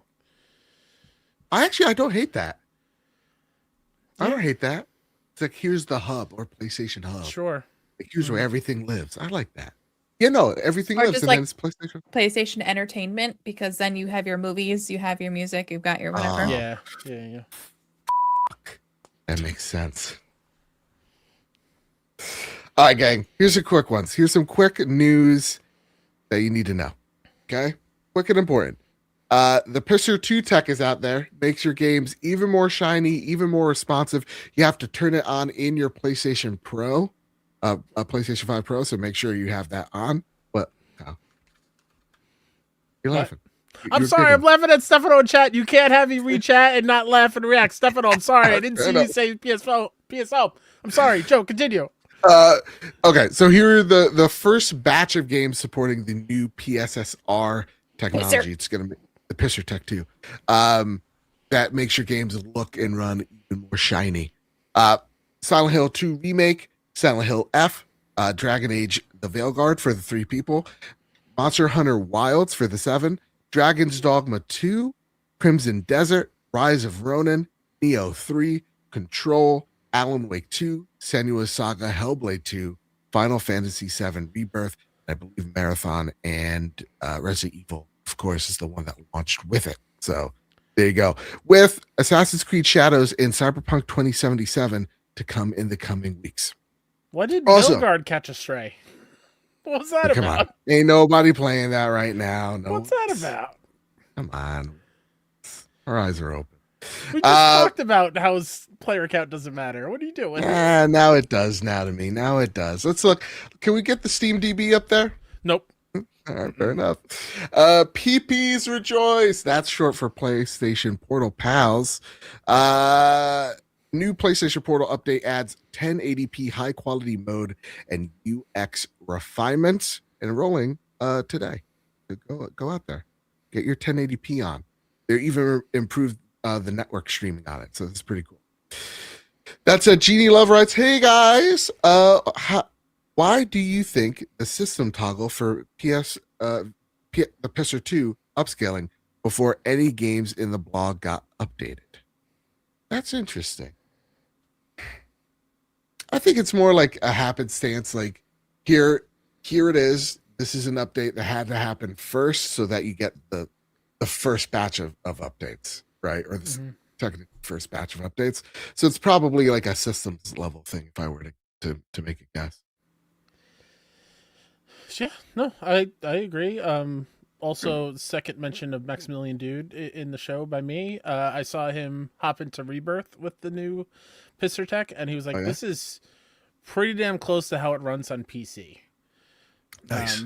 So That's that's awesome. that's pretty cool if that is something that is you're super excited about. My OG launched PS5 has started sounding like a turbo cargo plane lately. Mhm. So Yes. That's what happened to mine.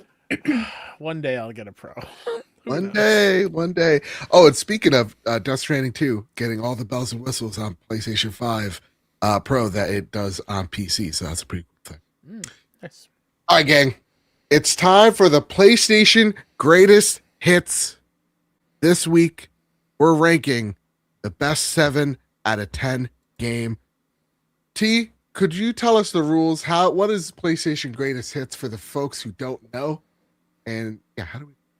So, PlayStation Greatest Hits is where each week we come up with a topic, and each of the hosts brings one answer for the topic. So, for example, this week is which is the best game that was rated 7 out of 10, or what is the best 7 out of 10 game to us. We're each going to bring one game to the table, and then we will try to debate and figure out which order they fall in. Platinum, what are the bronze, gold, and platinum? Like the trophies? Oh, that's great. Silver, gold, platinum. Silver, Big. gold, platinum. Thank you. So we will debate and give our arguments, and then at the end we will rank of the 3 options that we brought to the table, which is platinum, which is gold, which is silver. And every week it will be a different prompt. All right. That said, let's start PlayStation Greatest Hits. Kyle Stevenson, would you like to start first? Absolutely will. Will you share my screen when I say it, or do you want me Please. to? Yeah. Okay. I'm a longtime Final Fantasy fan. There's few that I don't love. I'm not a big fan of 12. For example, I know that might be shocking to some because I know people adore it. But what I think universally everyone can say was not their favorite, and it is classified as like the most 7 out of 10 game there is, but I adore it. I love Final Fantasy 13. Final Fantasy 13 is not the Final Fantasy I think we all wanted, but I think the combat system in 13 rocks. I think Lightning is a cool looking character. I can't tell you much about the story of 13 because it's been a hot minute, but going from the open world nature of what the Final Fantasies are to most of this game being very linear, which is kind of what they're going for now. But 13 is so cool, and a lot of the characters are awesome. Shout out to Zaz, who's also a favorite character of mine. So I would say 13 is one of the most 7 out of 10 games out there, and one of my favorites. Like that. I like that. That's a good choice. It's a good choice, Kyle Stevenson. Thank you. Right. Would you like to go next, or would you like me to go next? I can go next. All right. Take it away, Miss. I would like to share with you Kingdoms of Amalur Reckoning. Oh, dang. I love this game. I think it is absolutely wonderful. If you are, speaking of me being the open world RPG girly, if you are a fan of open world RPGs, this is a game you need to play. The combat is fun. The way that you can mix and match weapons and your builds, the magic abilities. This was the first game that I played after Skyrim because I was newly obsessed with open world RPGs, and it did not disappoint. And that was coming fresh off of Skyrim. There's a really cool like tarot card-ish system that adds to your abilities. The music is amazing. The biomes are really, really fun and different. I thought it was an amazing game. 7 out of 10 seemed way too low for me. And the exploration is fun. I can't sing its praises enough. If you are an open world RPG fan, please, please, please give it a try. I know they recently remade it a few years ago. I did not play the remake. I wanted to. I just haven't gotten to it yet. But definitely, you could probably give that one a shot as well. But highly, highly, highly recommend it. That's such a good pick. That is a dark horse candidate if I've ever seen one. Ooh wee, great pick, like great pick. I was debating on which one I wanted to share with y'all. One that I thought, okay, it makes sense because it's PlayStation related. But for me, in my heart of hearts, this is the one I choose. It is Star Wars Outlaws. Star Wars Outlaws is in no way a perfect game by any means, and I think it needed to have several patches rolling out in the coming months afterwards because people were just not a fan of the stealth. And I think even my brother playing it right now, it's interesting to see it through his perspective because he's even struggling with the stealth even now, it being optional or whatever have you. But for me, Star Wars Outlaws is a game that increasingly gets better and better the longer you play it. And if you don't give up on the game in the first opening hours and you let it grow on you, there is something here that I wish and I hope gets built upon in the future. This is when I was even reviewing it on our show. It was like, this is a game that's almost great, and a sequel to help bring out some of those aspects, oh my God, would be so killer. This would be an Assassin's Creed 2 type of video game. Where the first one, yeah, all right to great, maybe, but the sequel really takes it up a notch. There's just so many things here that worked or just missed being great that, man, if they could build upon that reputation system and just getting into trouble, but it not being the end of the world, I think it already had really good fights, whether it's on the ground or whether it's in your Starfleet. Like that's what it's all about, man. Yeah, I love this game so much. I love KVS. I love Nyx. They're a pair, man. Yeah, I put in a Star Wars game here. And to address Beer Baron in chat, these are just what we feel are 7 out of 10. It's not That's right. It's not an actual score. Some of them, sometimes maybe an outlet did rate them at 7. Who knows? Maybe they rate them higher. Kings of Amalur is a 7 out of 10 on Metacritic. There you go. Perfect.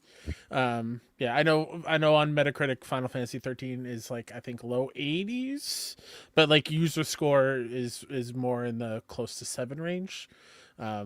So yeah, that's just kind of how we're doing it for this one. Yeah. All great picks. Right? All great picks. Still great games, good games. Should play them. But yeah, I don't know. Nice little collection of games too. Nice little collection. That said, okay, what's the loser here? What's a loser here? Yeah, I don't know. What's the gold one? Which one of us made a loser pick? Yeah, silver. What's the silver one? There you go. I don't know. I'm new at this. So I'm gonna argue the case for Kingdoms of Amalur a little bit, because with Kingdoms of Amalur, it's not the first of the franchise, I don't think, but no, it is. It is? Okay. Yeah. Okay. So then that helps solidify my point. It does a lot of new things within the genre. It kickstarted, and I can't think of specific examples now, but I know for a fact there are, but it kickstarted a lot of things that we know and love in open world RPG games started with Kingdoms of Amalur. So while it might have only reviewed a 7 out of 10, people recognized its greatness and recognized how amazing the systems were and reused those ideas and those systems going forward in later entries to that genre. So because of that, I feel like that tells me, like, yes, sure, it was reviewed as 7 out of 10, but this is more than a 7 out of 10 game, because if you are taking those features and those ideas, and other studios and other games and other developers are using those ideas in their open world RPG games, that tells me that, sure, maybe this needed to bake a little bit longer, or maybe it was like, because it was the first iteration of that, it still wasn't perfect, but people saw how it could be and use that to perfect theirs. Versus Outlaws, I loved Outlaws. Don't get me wrong. It did not do anything new. it took other ideas and put them into this game, but it wasn't groundbreaking for new ideas. I loved it, but it wasn't groundbreaking or new. I don't know fair. anything about the Final Fantasy game, so I can't say. Yeah, But- and to your line of discussion about Kingdoms, it did try new things and it didn't land. It was definitely a new direction for Final Fantasy, and it was a direction that we see bits and pieces here and there in the newer games, and lo and behold, those sections of those games are not very well liked. So I think the standout in 13 is the combat system. The paradigm system is incredible, switching classes on the fly, so not every character has to be pigeonholed to one. I think is really, really, really cool. Some of the big bosses are fun, and they're long battles too, so it feels rewarding when you finally take them down. Characters are great too, but I think out of the three, it's probably the silver out of this group. If I'm going to be completely honest here, I'll say that. I think by definition, when I think of a 7 out of 10, I do lean more Kingdoms over Outlaws. Yeah. So that would be my ranking. Yeah, I think, like, as you were saying it, I should have picked Days Gone. I think you're right. I think Outlaws takes a lot of ideas from previous and then puts it into this package. The package didn't fit right? So I think you're right. I think Outlaws is the silver in the group just because it didn't really try anything new necessarily, and the Lego pieces just didn't hit. Though it has promise for a future, that future's probably not happening. But I think it really does come down to Kingdoms of Final Fantasy. And am I the decision-breaking vote here? Right? Or is it, are we all Last time saying? we had chat. Yeah, what's Get a chat vote looking too? like? Okay. So Chad has it at Final Fantasy 13 at 42%, Whoa, okay. Star Wars Outlaws at 37, and Kingdoms at 21. How many of you have actually played Kingdoms? Yeah. Quick How many- question. how many of Genuinely y'all? asking. Come on. Because I kind of think Kingdoms of Amalur maybe takes it because it's Last week I'll beloved. take the loss. But I'm standing 10 toes down on this one. This is the correct answer. This is the correct answer. I'm telling you, you're wrong. Yeah, because like I understand that Final Fantasy 13, I think I'll argue ages better, or there's more like defenders for it. I feel like online now more than ever. But there's something about Kingdoms Amalur that, like, when people talk about it, they're like, you don't understand. This thing was a moment, and I think that means something. I don't know. To me, I think that means something. So I would vote Kingdoms of Amalur takes the plat this week. I don't know. What say you, Kyle? Yeah, I would agree. So maybe we do Amalar as the plat, and then since Final Fantasy won the vote in chat, that can get silver Golds and and then then or gold Outlaws and then silver. Yeah, silver that for, works. because again, I love Outlaws. That is not saying Outlaws is a bad game, because I played the shit out of 100%. Outlaws this year.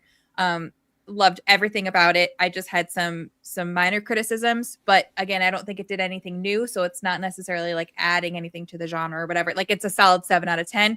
I think it deserves a solid 7 out of 10, even though I love it. Versus mine and Kyle's game maybe deserved 7 out of 10 at the time, but like probably could have been higher. Yeah, the only reason I would put Outlaws at the bottom is because I actually think it's more in the 8 range, personally. Oh, wow. Okay. Yeah. Okay. And what say you, Kyle? Are you good with you announcing Final Fantasy 13 is the gold trophy this week? Yeah. Kingdoms got the plat and Final Fantasy Gold and oh my god, why am I blanking the one we just talked about? Star Wars Outlaws got the Outlaws. silver. Oh, There you go. There you have it.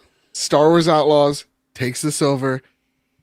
Final Fantasy 13, while being something that has its fan base, rank it at the gold tier. And I think Kings of Amalur just has that steady fan base and those people that were like, you have to be here.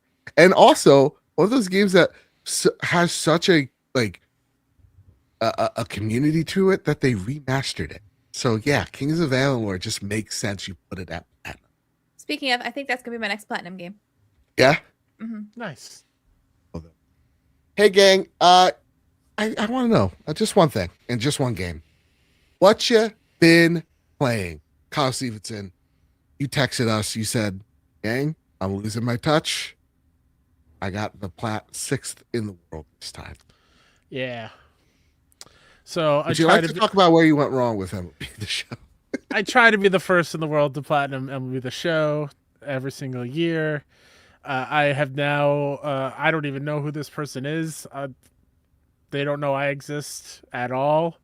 But every year it seems like me and this other player are going back and forth and getting closer and closer. And I sneakily think that they might be on the QA team or something. Because how do they know how to do all this in 4 hours? Are you kidding me? Anyway, yes, I'm sixth in the world to platinum MLB The Show, so still top 10. I will gladly take it.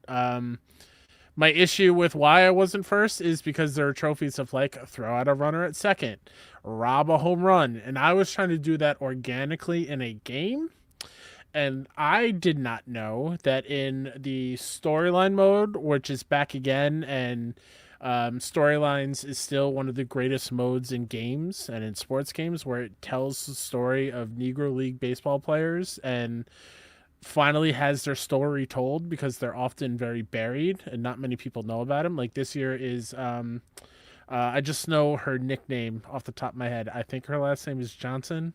I'll look it up to make sure. But there was a female pitcher in the Negro Leagues whose nickname was Peanut, and she was incredible. One of the first female pitchers in the Negro Leagues, and paved the way for others in it. And we got to learn her story.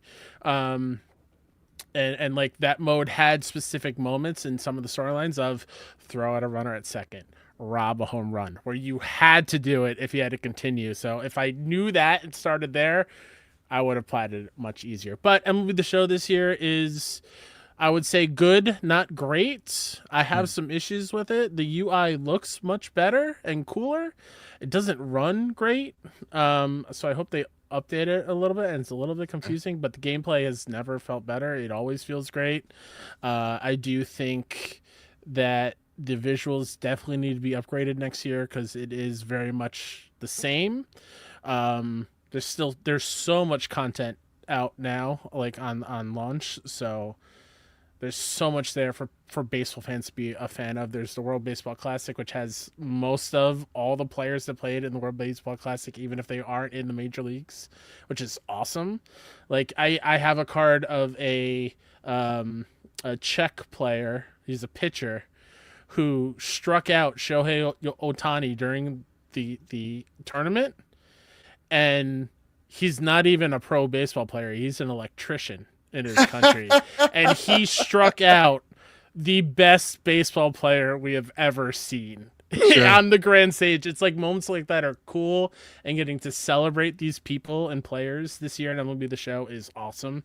So yeah, I'll be continuing to play that. That is my comfort food. It came at a perfect time, because I definitely need some comfort food in my gaming lately. And yeah, that's it. I'm like 20 hours on the clock. I know last year was an absurd amount. We'll see where we are this year, but I'm having a good time. All right, fair enough. Hey, listen, when we get Matt Piscatella on the show, I'm gonna allow you guys 5 whole minutes to just talk about MLB. 5 minutes? Oh, 5 whole minutes. Easy. Yep. And hey, if you're on your best behavior, I could turn that into a 7. Can I take rollover minutes and do another guess the game next week, Dad? Like if I only go 5 minutes, can we use the 2 minutes to do 2 more guess the games in the pre-show? Like, what was the game you played this week? I still have only been playing Pokopia, because I'm too tired at night to play anything else. Unfortunately, I want to finish my Cyberpunk Platinum, but I'm just so exhausted. Like I need to do something mindless. And I beat the story of Pokopia, and it was surprisingly deep and kind of sad. Not gonna lie. I wasn't expecting it to have a good story. I think I mentioned that before, but the story was really good. Finding all of the documents and things that you can read that adds to the story are phenomenal. I I'm still having a ton of fun now that I beat the story. I'm trying to get all of the Pokemon. And then once I do that, I'm going to kind of like make it pretty and cute and decorate it and terraform and all that stuff. Oh, yeah. But it's a really, I know it's only on Switch 2, so that limits who can play it. But if you have the Switch 2, I highly recommend it. Even if you're not a huge Pokemon fan, I watched the show, but I haven't really played the games. I've never beaten a Pokemon game, even if I have played it. And I am now obsessed with Pokemon. I love collecting my Pokemon. I love reading their little Pokedex entry and getting their lore.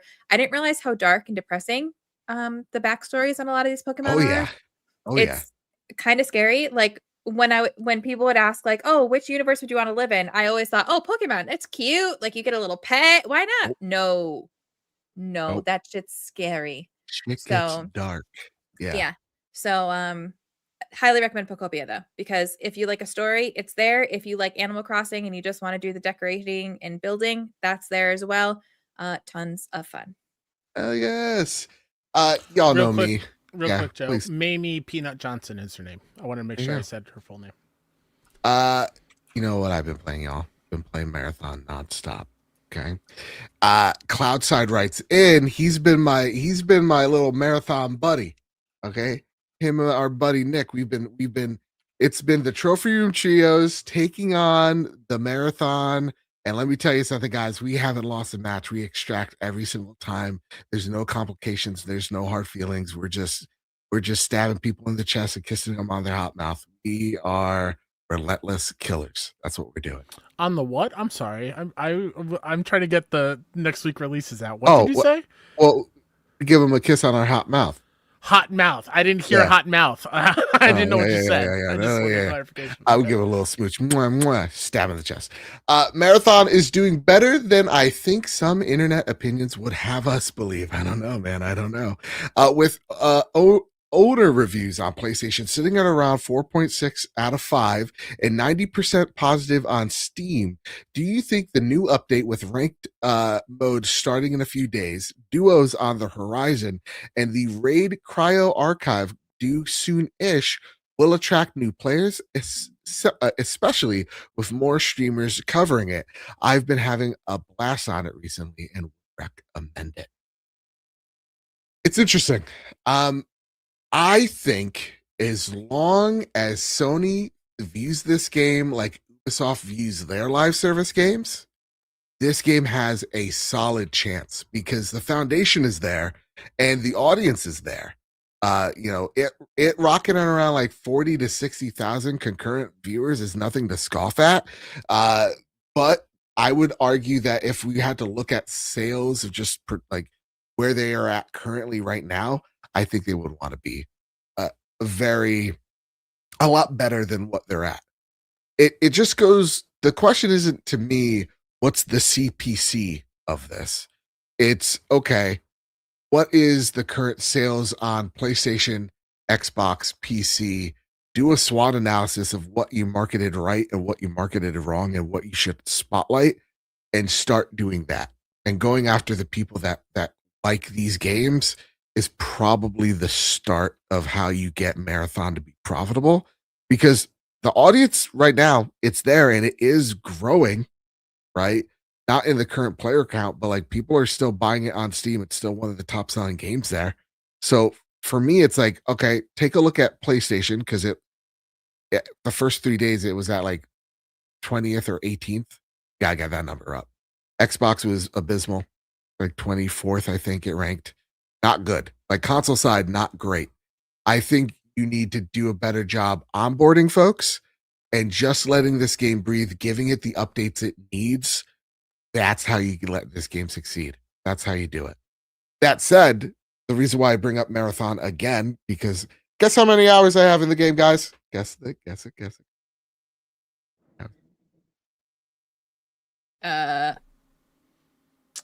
56. Jesus 82. Christ. Well, guys, I have a oh shit. 32 hours. 32 hours That's in still Marathon. not that far off. But you also haven't, like, you don't sleep much, so you Yeah. know you might be playing that. I don't know. Yeah, it's because I'm running in my sleep. Here's what I'll say about Marathon. You fix the onboarding in this game, you get it more accessible to folks right off the rip. and you have yourself something here. Like the foundation's strong. It's just onboarding in this game being as difficult as it is the thing deterring like it from being a mainstream hit. I don't think it'll ever be like Arc Raiders big, but like I think there is something here that can attract a more mainstream audience. But man, once you get over the onboarding, I played the Outpost map, which is the map that has the weather conditions. It has this a system to it called the pinwheel, which runners have to unlock in the map itself. And pretty much what the pinwheel is a puzzle that you are solving as you're traversing through the map. It's like an extra layer of the map itself, and it's akin to Bungie's version of the ashtray maze from Control.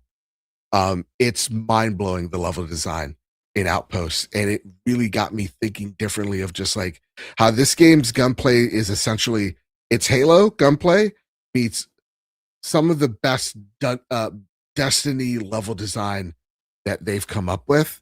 And man, oh man, Outpost is a mind-blowing experience. And I just think if you get people to Outpost, by word, they're going to stick around because it is just so much fun. And to see the community gather around what the raid is going to be and just the bare minimum, like you need to get into the raid itself, man, we're in for a ton of fun. I think there's a lot here. And I think duos, while it needs work, I played it with Silkanet actually right before the show. I actually think it may need more people in it. But besides that, like they're listening to feedback instantly and putting it in and addressing it. I think the other thing this thing needs is to get away from the drama of it all, and let that die down and just let it grow internally. Like just let it attract again the people that really like extraction shooters here. Reach out to the Arc Raiders team, reach out to players, reach out to the Tarkov players and bring them in, because I think there's something here. I just think you have to get away from the noise, and if they get away from the noise of it, I think they have something for sure. All right, that said, it's time for actually, what are we holding on to, gang? What are we holding on to? I've got 2 of the Hyper Pop DualSense controllers. Oh, yes, brother. Hell yes. I don't know how I feel about them, but everyone else. They're too glossy. They're slippery. They're very slippery. There's no grip. There's no little PlayStation buttons on it. Whatever. What happened to yours? Mine's is behind me. I thought you were okay. Never mind. Now this is the Pro Controller. Prepare the drop here. The latest steals and deals coming to the PlayStation storefront. Well, it's got Astrobot too. It looks really cute. Ooey ooey. Again, this is next week. Also, next week we'll be in Boston for PAX East, so come say hi if you're in the area. Yes. I'm very excited. Show will be out one day early. Gonna record it at Tuesday night. Yeah. Ariana and the Elder Codex releases on March 24th for PS5. These will all be PS5, by the way, unless I say otherwise. Damon and Baby comes out on March 25th. March 26th is kind of a big day, and I didn't realize it. So, March 26th comes the highly anticipated racing game Screamer, which I think is based on an anime. I'm not sure. No, it's actually based on Luke's mom. Whoa. Jesus Christ. All I did was raise an eyebrow. Joe took it. Joe took it. Also, next week, can't believe it's next week, Life is Strange Reunion. The new Life is Strange is next week on the 26th. Icarus, E-Strange Overlord. Those are 2 separate games. Also on the 26th. New Super Lucky's Tale. Project Songbird. Neopets Mega Mini Games Collection, Devil Jam, Drakamar, Shardpunk, Borderlands 4 expansion, Mad Ellie and the Vault of the Damned, as well as a new Vault Hunter launches next week. Vanishing Starlight and Child Story. These are all March 26th. And then one last one on March 26th that I didn't realize was coming to console. It's called Trash Goblin. And I've been very excited to play this game, and I haven't on PC. It's a cozy game where you are a goblin who finds trash, and you polish them up, and you sell them. It's All very right. cute. I'm very excited for it. Yes. And also March 27th, we have Mega Man Star Force Legacy Collection and Marvel's Maximum Collection. Oh my is God, that's out on next week. Yeah, it's a busy week. Dude, I need it. I need that game in my veins ASAP. Ooh wee. Hey gang, it's time for our favorite segment, but sadly the last segment of the night. It's time for the Sony Pony Express. Yeehaw. That's right. Come Aw. on. Look at me. Speaking about Cowboy Danger Dean writes in, question for the Sony Pony Express. Yeehaw. Yeah. Do you guys love playing certain games during certain times or before certain events? Like, I absolutely love playing a Souls game and finally beating a hard boss before hitting the gym. It's an absolutely incredible feeling to finally taking down a hard boss and then going to pump some iron. As always, much love, shiny side up, and always remember, if the moon isn't full, the goon must wait for the sun. Take care. God bless. God bless. I like to play Arkham Origins around Christmas time. Same with Miles Morales for me. Mm-hmm. That's a good Christmas. one. Every November, December, I reboot Skyrim. Yeah. I always want the Skyrim because in New York it's gray and dreary and very, very Skyrim outside. Yeah. So it always makes me yearn for the mountains. For me, a game that actually I bought Pokopia because I want to play it while I'm on the treadmill or the stationary bike. So I'm trying to find where games fit in where I could be more active and I could bring my Switch too and just play it that way. So if anybody has some good here's a game that you could play while you're on a treadmill game, hit me up because I want to know because I want to play that game. You know what you could do on a treadmill? What's that? Finish Edge Runners. You know what? Not a bad idea. I was also thinking about investing in a Kindle and start reading Hell yeah. because I feel Or like my you could just do vocabulary is gonna change. audiobooks. Yeah. You can just do audiobooks on your phone. I could do that. I don't read though. That's so good though. I feel like I need to. I need to see the word. You know what I mean? Okay. Yeah. Fair. But yeah, I would say that. Yeah, I love the idea though of I beat this boss. Now I'm gonna go pump iron. I would think it works in reverse. You go pump iron, and then you go, I'm gonna beat Rodan, that son of a bitch. You know? Just imagine always having a save right before Millennia and Elden Ring. Like, okay, before I go to the gym, let me take her down. All right, now I can go. Let's go. I love that. Mr. Zircon Kielyu writes in, hey ponies, Sony is or has delisted PSVR 2 shooter Firewall Ultra. My question is, why couldn't they toss it on PS Plus so the 8 of us that own the PSVR 2 could give it a little bit of life? They invested quite a bit in both this game along with investing in the studio that made it, which has since been dissolved. Seems like it would have been some easy revenue via microtransactions by adding it to the monthly games. At least they kept up their massive marketing push for VR by announcing this in a blog post update, not even a new blog posting. Yep, that's where PSVR 2 lives. In an update of a blog post. Sadly. I mean, I would have loved them to put it in PlayStation Plus, but I think the reality of the situation is just there's just not enough owners to make it worthwhile. And once you take that game out of VR and put it in regular, it's just a not so great Rainbow Six, right? So I think that's the problem with Firewall, unfortunately. But I just don't like the idea of them delisting the game. Well, yeah, that's my thing is this is why this makes me upset with how they're handling PS Plus, because what harm is it to just have it live there? Right. Like what Servers or something, they have to host it somewhere. I don't know. I guess, yeah, but I don't know. Don't know. Bad juju. It's bad juju. That said, I don't know. Light, you have any thoughts on them delisting Firewall Ultra? I mean, I just am of the camp where it sucks when we lose art, now new people can't get this, which means eventually it's just going to disappear probably. And I know that's going to happen to everything eventually, but it does make it sad. And one of the reasons why I'm a proponent for physical gaming, which I don't think you can really have for the VR. So it's more at risk for that, I'd say. But that's definitely sad, especially if you are a big fan of the game. Even if many people don't own it, it could somebody new could see it and be like, oh, maybe I want to get a PSVR so I can play this game, because just because somebody doesn't have it now or doesn't know of it now doesn't mean they won't. So it's sad if future people won't get the opportunity. Same. That's that, gang. Before we get on out of here, there's something I'd like to spotlight. I would like to spotlight our patrons over at patreon.com/PS Trophy. The reason why we look so great, we sound so great, is because of your patronage over at patreon.com/PS Trophy. You support us at any rate, and you get special shows like we're about to do, Reddit stories. It's going to be a fun time.